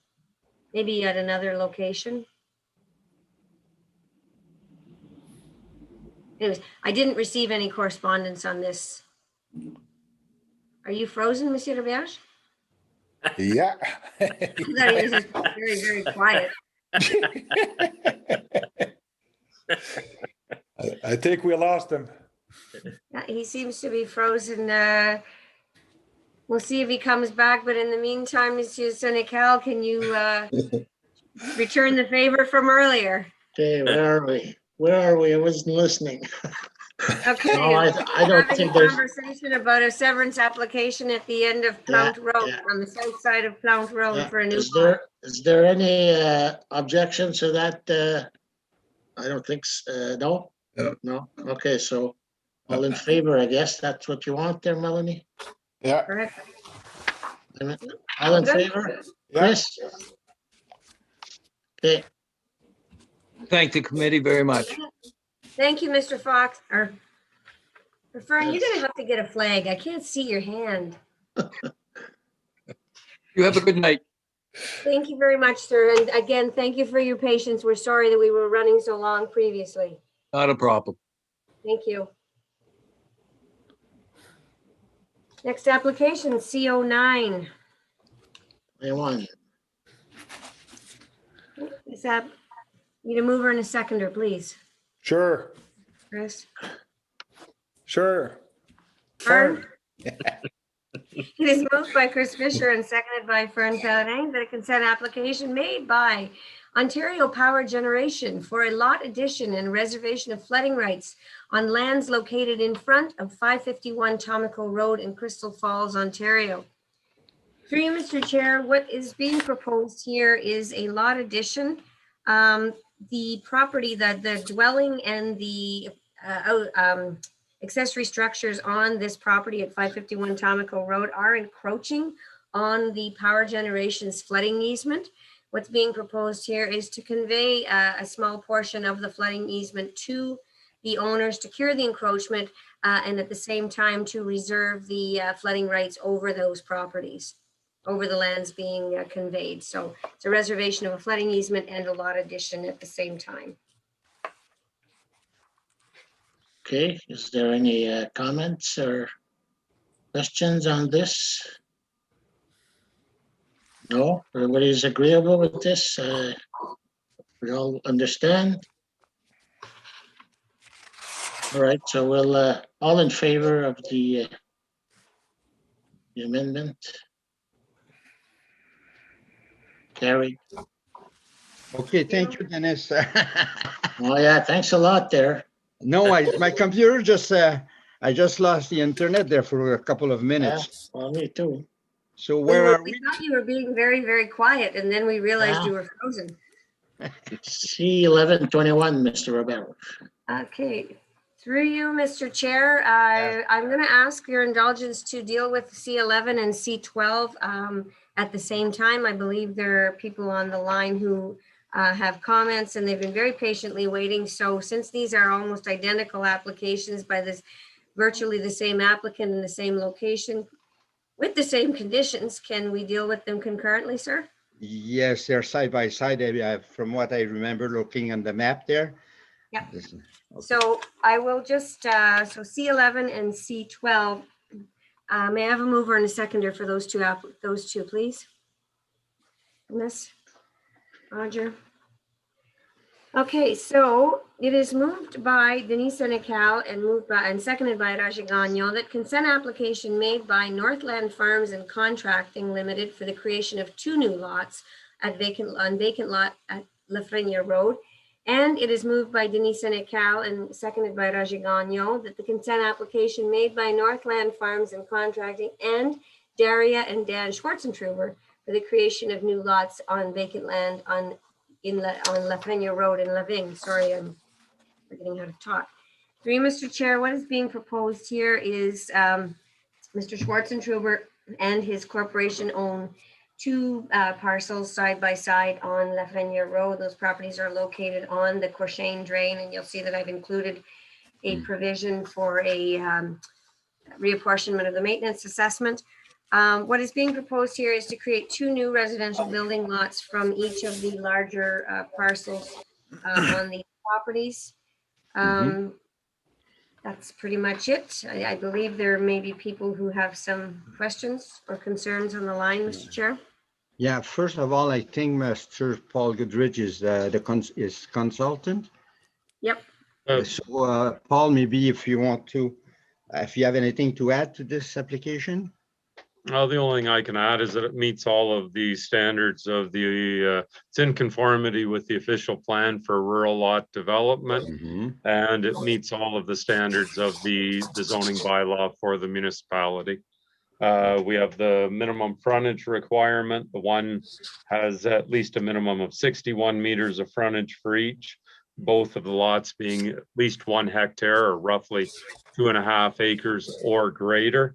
And the other application that's at the corner of the roads, the frontages there have been increased to approximately 250 feet of frontage, 76.5 meters, and giving a total area on each of them of 1.5 hectares, which is, I don't know what that converts to, roughly 4 acres each. And the retained land will then stay as the farm properties. Okay, very good. Thank you very much. Any board member has any question or comments to ask of the consultant? Hearing none, I will pass it on. I believe there's some public, some person that. Yeah, Melanie, it's Pete Houghton. Pardon me? Just address your comments to the chair, Mr. Houghton, please. Yeah, Mr. Chairman, it's Pete Houghton. I live on Lafreniere Road at 258 Lafreniere Road. Yes. And myself and the neighbors in the immediate area have submitted a letter. I believe Melanie has it. We'd like it read. Yeah, the board member did receive a copy of it. Okay. I got a copy. I can read it if you like. I can read it, Mr. Houghton. Just give me okay. Just go nice and slow, Melanie. Get all the inflections. I'm not really allowed to do the voice. I have to kind of. Oh, I believe you can be dramatic when you want to. Go ahead. Oh, my word, my word, my word. Oh. If not, I think I got a copy, Melanie, if you want. I do. I just, of course, I'm having one of those moments where everything on my desk sure. is supposed to be. Sure. Go ahead and read, Mr. Houghton. I got too much paper okay. here. Just 1 second here. Also, I'm going to need some help from, I know somebody else is on the line here, JF Willett. I'm going to need him when I'm finished to read out the signatures because I just have a copy without the signatures. So JF, yes, this is Jean-François Willett speaking at 227 Lafreniere Road. Yeah. Okay. JF, I'll read it, and then if you could add the signatures in at the end of the letter, so we know who is a signatory to the letter. Here it goes. Will do. To whom it may concern, we, the undersigned residents of Lafreniere Road, object to the proposed severance for the purpose to establish residential lots on the northeast intersection of Lafreniere and Duck Creek Road. We strongly believe this is a violation of our privacy and the right of peaceful enjoyment of property that we have come to value as a way of life. We chose to live in the country for these values. We do not want and strenuously object by all means possible to having our lives and properties becoming a neighborhood that resembles a city block of downtown Toronto. Please note that 100% of residents within 500 meters of this proposal are very upset and opposed to severance. Please take our concerns to heart as taxpayers, neighbors, and proud members of the West Nipissing community. JF, could you jump in with the signatures and just tell them who signed this? The letter So I got was myself. signed- Well, I can read it. The letter was signed by Jean-François Ouellette, Véronique Ouellette, Peter Houghton, Diane Crockett, Arthur Crockett, Dan Whittle, Margaret Whittle. I'm not sure who that is. That is, yeah. Sorry, those are the names and the signatures. Yeah, those are the people, all the people who live within half a kilometer of this proposed severance. We don't want it. Yeah, I got it. Okay, anybody else has, from the public, has a comment to add? Okay, hearing none, I'll, maybe explain something to you. This is not, it won't develop into a high-rise city of Toronto type of suburbs there. The zoning bylaw and the official plan are very specific on how much development can take place in the rural area. And every owner of an original parcel zone rural of, let's say 80 acre or whatever, is entitled to apply for 2 severances. Plus, if he has his own personal house, that there could be 3 houses on that parcel of land. That's the maximum, and then it gets quite different. So that is the limit of the development that will take place there. So this is not going to be a high density housing project. And I think I can understand that you appreciate the quiet. Myself, I'm a country boy. I live, I like the quietness of the bush. And when I want some peace, I get on my 4-wheeler and go and hide in the bush there. And meditate for an hour. So I do appreciate your concerns, but also we're limited to take decision on what is planning, according to the Planning Act and planning issue. The zoning bylaw does support that application. The official plan does support it. The province of Ontario, under what they call the PPS, does support it. So unless it was affecting you, let's say he was building something that would make noise or do this or do that, then we can consider that. But just because there are going to be 2 more houses or whatever in your general neighborhood is not a valid thing that we can scrap an application on. You follow what I'm getting at? I do. And I know the road you're on. I've taken a drive there. The road, even the municipality didn't have any objection because the road can sustain, let's see, additional 4 household traffic. It can take it. The landfill site is very close and it's operating properly, so that there's no burden there that is going to add environmental issue on the municipality. So I could not, and I'm not saying that I'm right there, but personally, from my experience, I went through the whole file, read it upside down. I cannot find any excuse to refuse it. You understand my position? Because I think I do. Yeah. I'm limited to what the Planning Act allows me to make a decision on. That's my, I just want to explain my position. Now I'll let the other board member, they might have a different view on this, and then you'll get everybody's point of view, okay? So the floor is open to another member if they want to add anything. Yes, Denny. For you, Mr. Chair, looking at it, I don't see what would prevent us from agreeing or supporting this application. I don't know what the intentions are. I figure there might be, like you say, a couple of houses, so I'm not sure. Yeah, that's the, I guess the concern, another concern is that we have to wait to see what the intention is whether it's to be something that would be interfering with the rural way of life in terms of noise or whatever. Yeah. And that's a little scary. That's a little scary because we got to wait and see what he's going to do.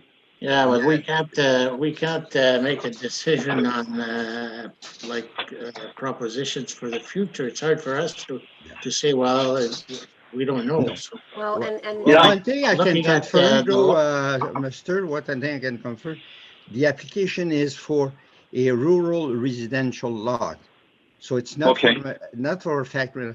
And we have a certain amount, like if I read the paper, different article. I know east of here around North Bay, there was some people wanted to keep a couple of chicken. They cannot because they're, you have to be. So that's why there's some people that are looking for, and a property this size at 4 acre, I mean, roughly. Yeah. That means you could have a bunch of rabbits, 5-6 chicken, and maybe a goat or something or whatever. Sure. And still be without affecting your neighbor, because that's the proper place to have those. That's it. Yep. Usually people that do, I don't know about your case, if you do have little animals or not, but usually people that move in the rural area, that's the type of living they're looking for. Yeah, they want to self-sustain a little bit. Yeah, a wee bit. Yeah, a big garden and what have you. Yeah, so. I can understand that. Is there anything else you can think of to help us along with this? You know what? I can understand Dan wanting to make some money out of what is actually just a bit of bush, but I'm trying to. He said, Mr. Schwarzenegger, I don't know if he's there or if he's on the phone or listening or whatever. Dan, are you there? No, I guess not. No, he's got he's hired a consultant to represent him because he doesn't want to participate because he's on the Ag Committee and he would have a conflict of interest because it's his own property, so he's staying away from it. He's hired a third party to represent him. Yeah, a comment from Dan Schwarzenegger was that, and it wasn't made to me, it was made to another one of the neighbors, is that he would like to keep his neighbors happy. But as you can see from the letter, his neighbors aren't very happy. And I don't know. I guess maybe dollars went out in this case. I don't know, but that's I just thought we'd have a letter to let him know that he's not achieving his goal of making his neighbors happy at all. And, I can see that, but then knowing the trade is in, and you have a large piece of property, and you have a section that is not sustaining itself, but you still have to pay taxes on it, and it's correct. You only have the expense side and no revenue. I can see the guys that he's trying to, balance out his budget, I could say. Yeah. Well, Melanie said he earns his money cash cropping, and the other part of the acreage, I think he's going to try to turn into farmland. JF, do you have anything you can throw in here, JF? Maybe Mr. Goodrich could address some of your concern. He's representing the applicant. Oh, okay. If you look on a Google Earth or a satellite image of the site, you'll notice that in each of the locations, Mr. Schwarzenegger has been careful to select the location of these lots on lands that are not farmable. So in the southwest corner where he's got the two right after the bend in the road or just west of the bend in the road, it's bush lot for a reason. If it was good farmland, it would have been cleared and farmed. Same thing right at the corner of the roads where the other two lots are. He's been very careful to locate these lots where it's not going to impact on the farm potential of the balance of the property. And the land in this area, although there are class 3 soils in the Verner area, I don't believe that this area was classified as a class 3 or provincially significant. So that means that the quality of the soil isn't quite as good as it is in other locations in West Nipissing for cash It's interesting. crop. Yes, yes. Talking to Mr. Schwarzenegger, then, you're his representative. Did he, for the remainder, the other 28 hectares or whatever, does he intend to try to convert that to farmland, or was there any discussions in that area? Or? Perhaps, I'm not sure if I can share my screen, but I'm going to try. There's a little tab. I've never done this. If it doesn't work, just tell me. But I'm going to try. Paul, technology is your friend. Okay. Yeah, can you see what I'm seeing right now with the farmlands? No, all we can see is you. Actually, I can't see Mr. any. Houghton's on the phone, Paul. Yeah. I'm sorry, pardon me? Mr. Houghton's on the phone, Paul. He can't see anything, but neither can we. I'm a little embarrassed. I'm sorry. I don't have any technology worth a darn. Just my phone. Well, that's all right. He's not screen sharing very well anyways. I couldn't make it work, but I can see on a Google Earth image that the lands are being worked. And it's quite clear if you're able to see a satellite image. And that is Mr. Schwarzenegger's main occupation. He cash crops. He's a farmer. But anywhere, like Norm says, anywhere where you can increase your revenue stream, especially on lands that are marginal, it makes all the difference in the world. I also note that on the south side of the road, there's 2 or 3 lots already created that some of these people that apparently have signed this petition are living on even smaller lots than what we're proposing here. So really what Mr. Schwarzenegger is proposing is not out of character with what's been done in the neighborhood in the past. And in fact, with the official plan, that's exactly what is being contemplated, is that there will be limited lot creation, and 2 lots does satisfy the limited portion of that policy. Would he be allowed to create any more lots on that land? Not at this time, no. No, okay, all right. Yeah, I guess we're... Maybe I should clarify that, Mr. He cannot create really a lot, but let's see, he was to build a house and move on that property. Oh, yeah, like you said before, he could make And then he becomes a retired farmer like I am, then he can detach his house. That's the only thing he can do. Okay, I get you. So he could create 1 more lot if he lived in a house on the land himself. Retired from the operation. Yeah, okay, I get you. Okay, I don't have anything else I can say right now. We've cleared that up. The only other thing is, the next time you guys want to call a meeting at 7:30 at night, make it at 7:30. I've been on the phone since 7:30 and we didn't get to. I know you guys are busy, but like my neighbor who's on the phone, JF, he's got to get up and go to work at 4 in the morning, so it's past his bedtime already. Yeah. No, and that was not planned this way. I think that's the first time it has happened in the last 3 years. It's just we had the previous meeting at 6 o'clock, which was expected to last 1 hour, and it went on for 2.5 hours. Holy crow! Because there was about 30 people that wanted to talk at the same time. They really complicated our life. I heard them. Yeah. Okay, you did. Okay, I'm done. JF, do you have anything to add? No, I don't. Okay. So I guess since we've heard all the comments, I don't see any other coming. I'll call this to a vote. Everybody in favor as presented? Oops. Can I see some hands there? Yeah. Okay, carried. Okay. For both of them, eh? Yeah. And then if you want to go to C13, please, Madame Millet, so we can. Thank you, Mr. Chair. Can I get a mover and a seconder for C13, please? Sure. Chris? Sure, Mel. Thank you, Fern.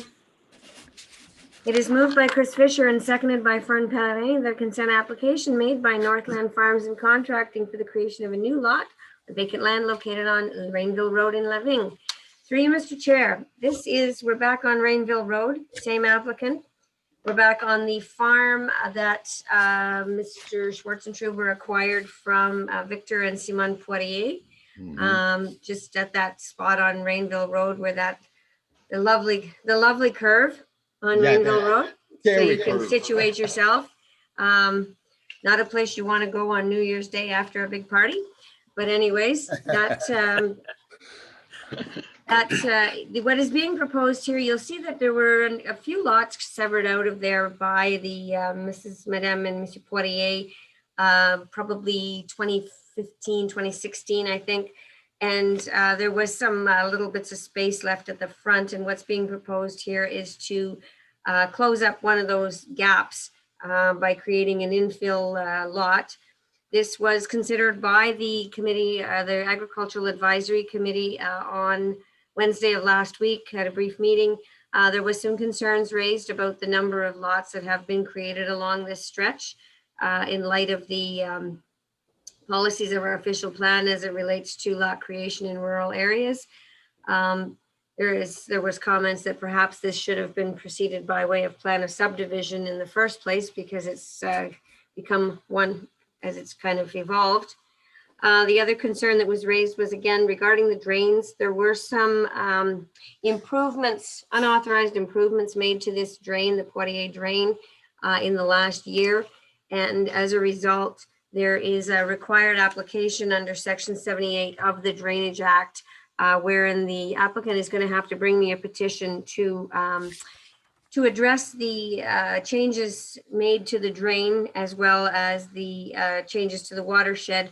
And also there are a number of branches on that Poirier drain that he has requested to abandon. So that has to come forward as a condition of this. And I've discussed it with the engineer and he's fully confident that this can be carried out within the 1 year condition period. So. Okay, thank you for your presentation. Personally, and I know Mr. Goodrich is not going to like what I'm saying, is that I have a hard time supporting this one. I know it's infilling and all that, but I've always interpreted the zoning bylaw and the official plan to show that two lots from the original parcel, not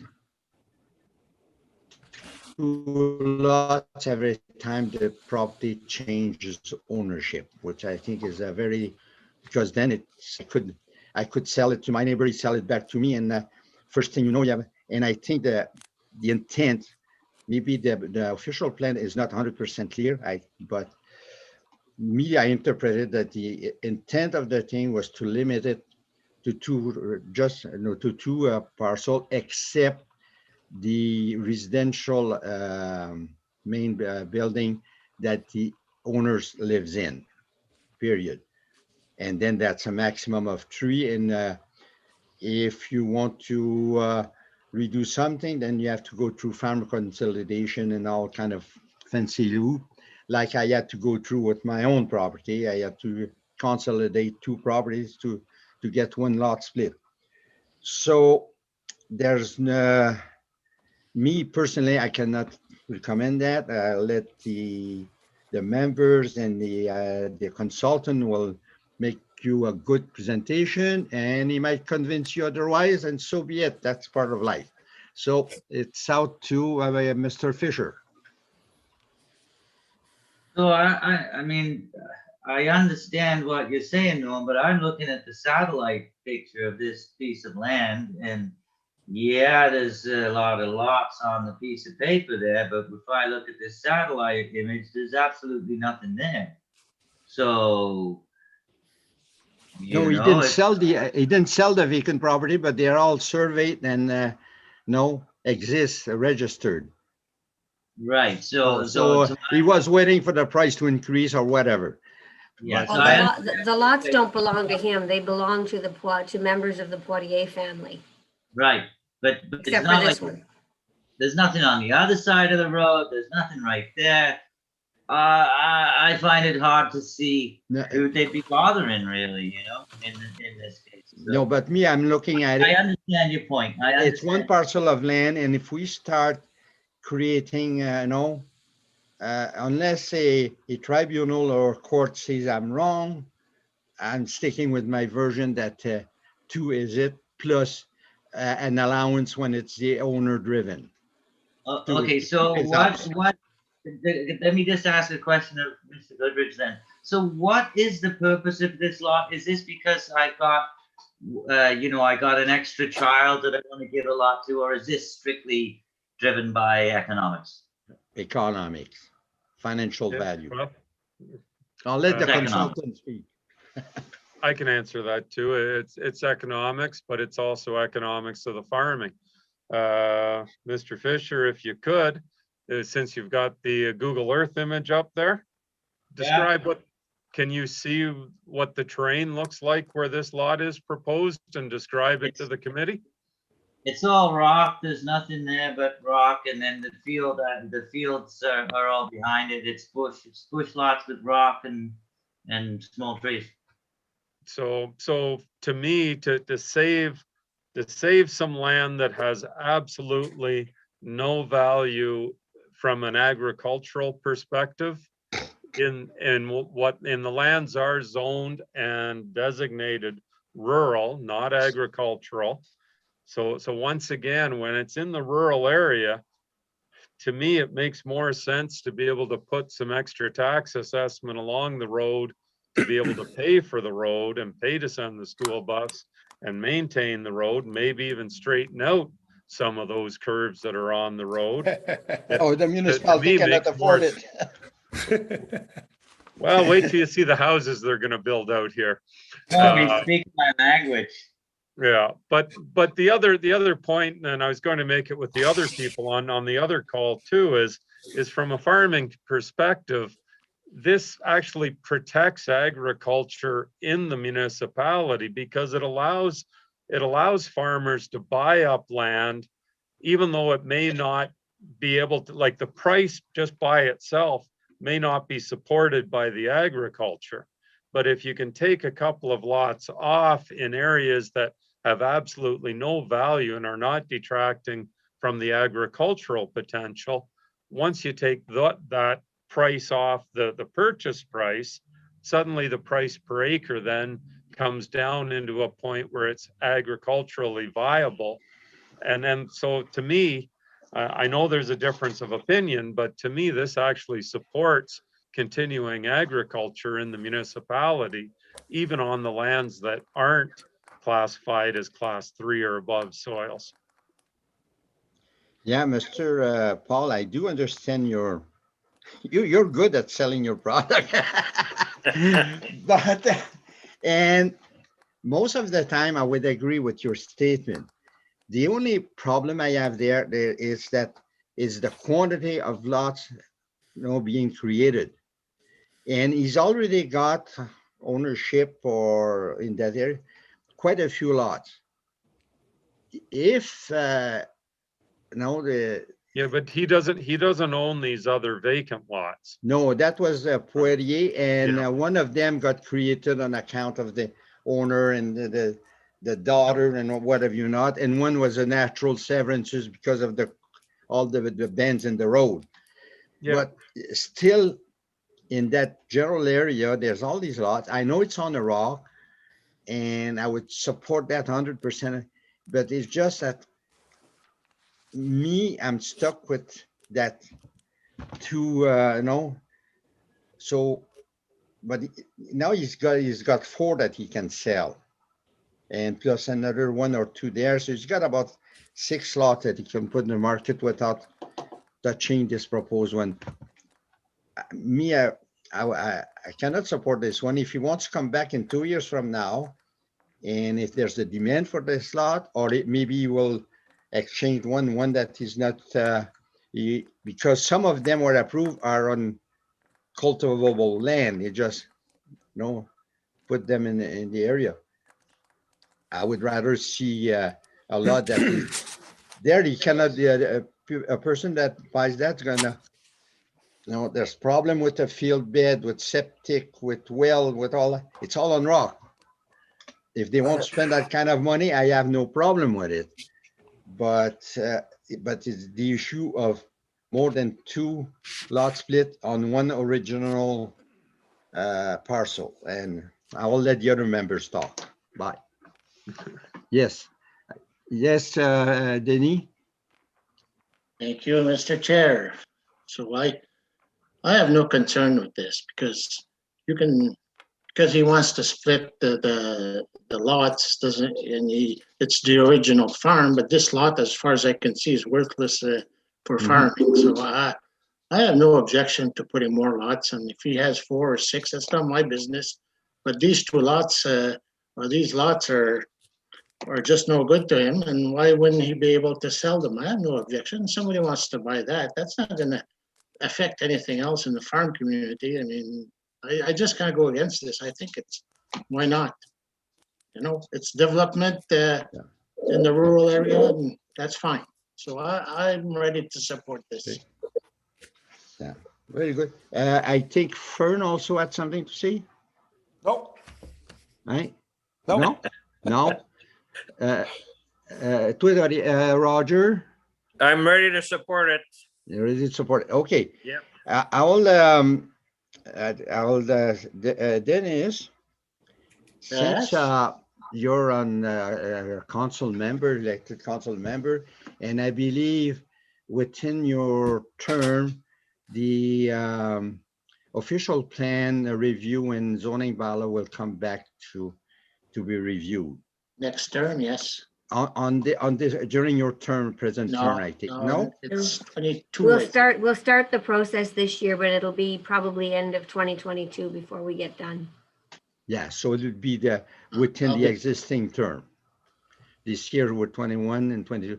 The reason I'm saying that, Dennis, is that maybe you should keep a note, and when it comes to the review, to have that 2 lot definition elaborated to include comments like you just made, because I do have that feeling that if you have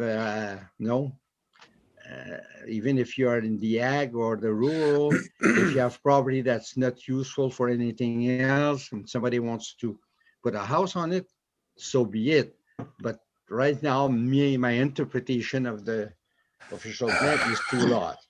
So I will support, I think every member, he wants to support the application.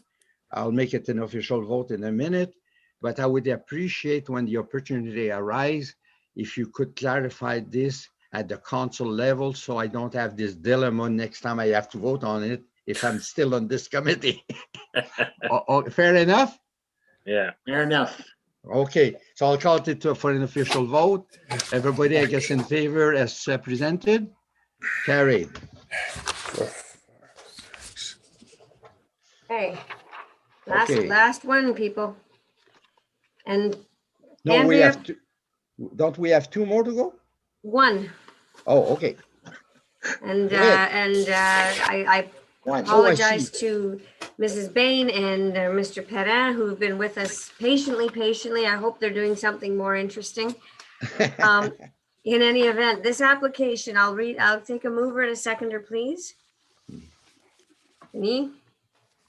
Roger?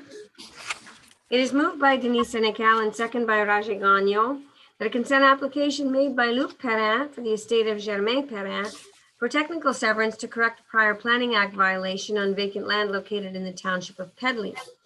Mr. Chair, as I indicated in my report, this is a technical severance. There were 2 lots, and we actually dealt with one of them probably back in 2013. 2 lots, 2 big lots in Pedley Township that were conveyed by estate, wherein Monsieur Germain Perrin conveyed these lots to, I think, each of his grandsons.